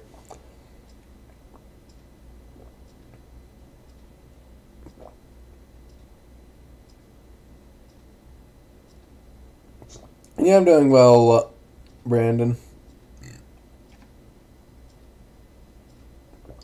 Not really, I don't have any. Washington, D.C. I don't think they even have any sirens in Washington, D.C., by the way. I mean, they have a few, but they're like either out of service or for protecting a few specific government buildings, but I don't want to get up there and record a siren test. And yes, there are sirens in Nashville. I mean, I showed you one when I was up in your area last, Ethan. Jesus Ortega. Just so you know, there's going to be no... Yeah, please stop begging for Bob Wallace, because there are, like, no... yeah, I'm on Facebook. I like to keep my Facebook kind of private, but... You can probably find me if you know of the groups if you know of the groups that I frequent.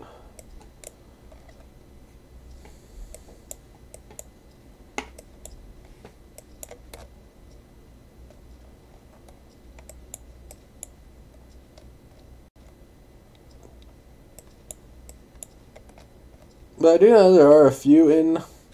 But I do know of a few in Nashville. I don't know exactly where they all are, but... I showed you that one when we were up there. It's part of Nashville's system. So it's going to test at the same time for him, but when it comes to sirens in Nashville, there is one on the Chattanooga sub. Well, actually, just off the Chattanooga sub. I don't think it's at this crossing, no. I am checking it out anyways, because... Oh, it's got a general signals type 1, it looks like. We'll need to get up here. Especially if Street View would stop... If my computer would stop lagging like this. I don't know why it's got to lag like this, but it just does. Let's see here. I'm trying to remember where. It's on this line. I know that. Wait. Yeah, it's on this line. Runs east-west. So where in... Or is this... Oh, I think this is it. Yeah, this is it. Right next to this crossing on Thompson Lane, you have an Eclipse 8 siren right there, replaced an ATI a few years ago, which you can still see on the old Street View. Nashville replaced their entire system of ATI sirens with Eclipse 8s because the ATIs are 10 years old, were performing very underwhelmingly.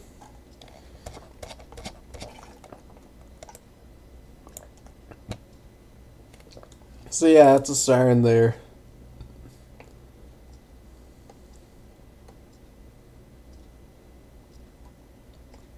What sound? Washington, Missouri. I can't get up there either. Missouri's kind of really far away.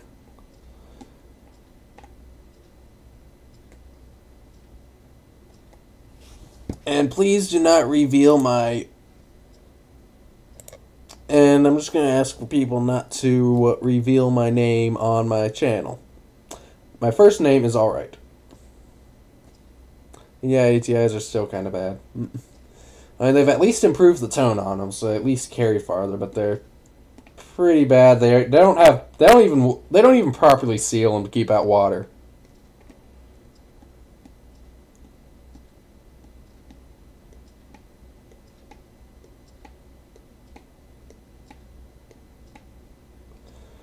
Because, I mean, for me it's about 5:52, so about 8 minutes till I'm going to be stopping the stream. Partially because I got some things to do, like laundry. But,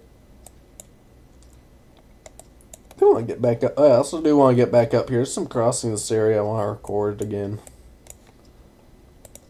But, we'll just have to see what I can get to this year. Let's see here. I do know down in Mobile there is a crossing I really want to record. Not sure if I'll ever be able to get down Mobile though. But down Mobile there is one crossing that I do definitely want to record. That would be this crossing on Dolphin Street, which has a pair of Griswold cantilevers, as you can see, with some Griswold Type B lights on the overheads, which are LED. Those have been upgraded to LED. These guys, stop lagging. These guys right here are still incandescent. You've got Griswold mechanical bell there and some WRS, if I recall correctly, 8-inch lights over there that are incandescent. Then over here you got some SafeTran 8-inch lights. Those might be LED as well. I can't say for sure. And then you also got more SafeTran incandescent 8-inch lights right there with the SafeTran hybrid bell. There's plenty of SafeTrans hybrids in the Mobile area. Unfortunately, the lines down there are very little used by CN, so...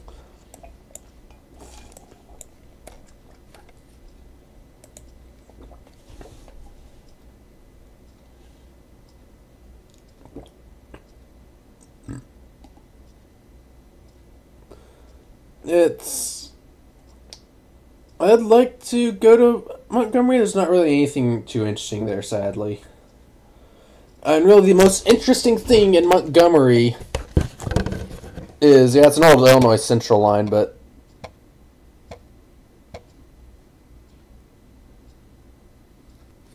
Montgomery, there is a Really, the most interesting thing in Montgomery is not too much interesting in Montgomery, sadly. Except for maybe some old ACL installs on the except for an old like ACL install on a branch line somewhere around here. Let's see here if I spot that military. Yep. The entrance to this base, you got an old, no, not ACL, I mean SAL install right here if this thing will load. These just some abandoned crossings that'd be worth checking out. Still in use by CSX right here. I think got CAD crossboxes of 2014. Don't know if they've been replaced. But it's pretty much completely original for the most part. That's one of the most interesting things in the city that I'd love to check out and record, but I doubt I'll be able to.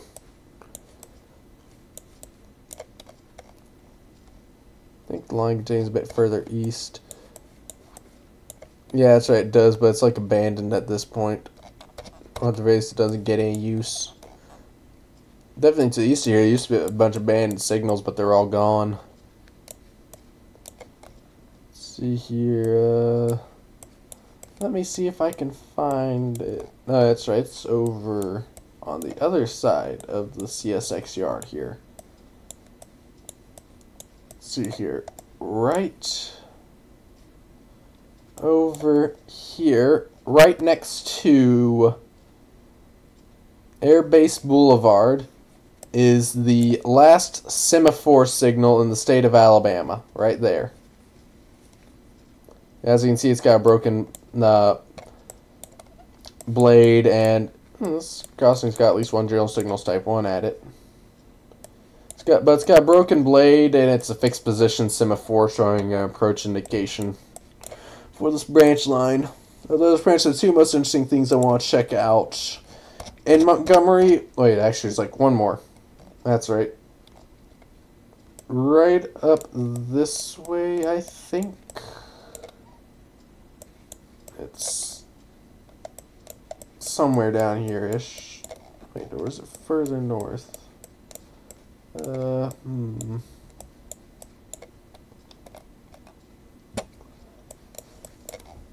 there's a thing up this way-ish. It looks like it's an old bridge. Let's take a look at it real quick.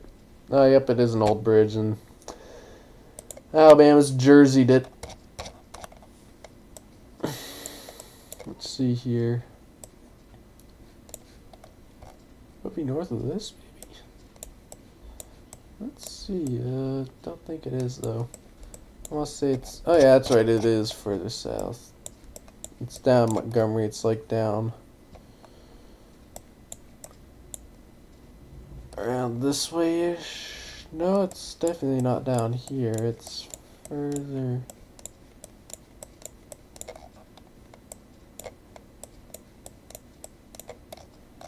That would most likely be up around here. I can't remember where it is all of a sudden. There's a really old sign I want to check out. Hopefully on my way down to Florida, I'll be able to take a quick detour over to on 31. It's between Prattville and I know it's between Prattville and not Montgomery, but can't remember where it is. I want to say it's closer to Prattville, though. I want to say it's somewhere right around these bridges. So I know I've found it at least once before. It's an old button copy sign with button copy shields. One of the last few in the state to have it. Yeah, it might be for down. Yeah, it might be up over here.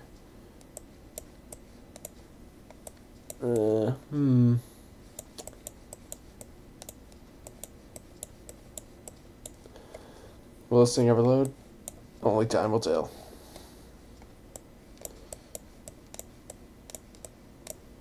Or is it in Prattville? Like I said, I know I've found it before, but I just can't seem to recall where in the world it is.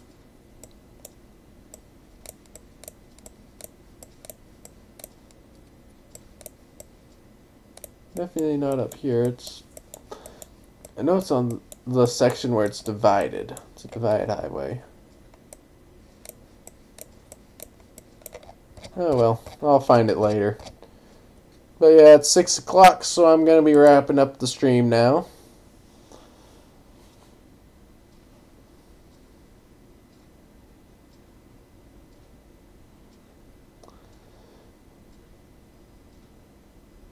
I have no idea if that crossing in Scottsboro is active or not. But yeah, I'm going to accept a friend request when the stream's over, so I'm going to wrap the stream on up now. So y'all have a good evening, and thank you all for thank you all for 5,000 subscribers. I can honestly say I never thought I'd ever see myself getting this many subscribers on YouTube when I was first starting out back in 2011, but I've hit 5,000, so thank you all, and have a good evening. And I'll see you next time. Take care, y'all, and don't die.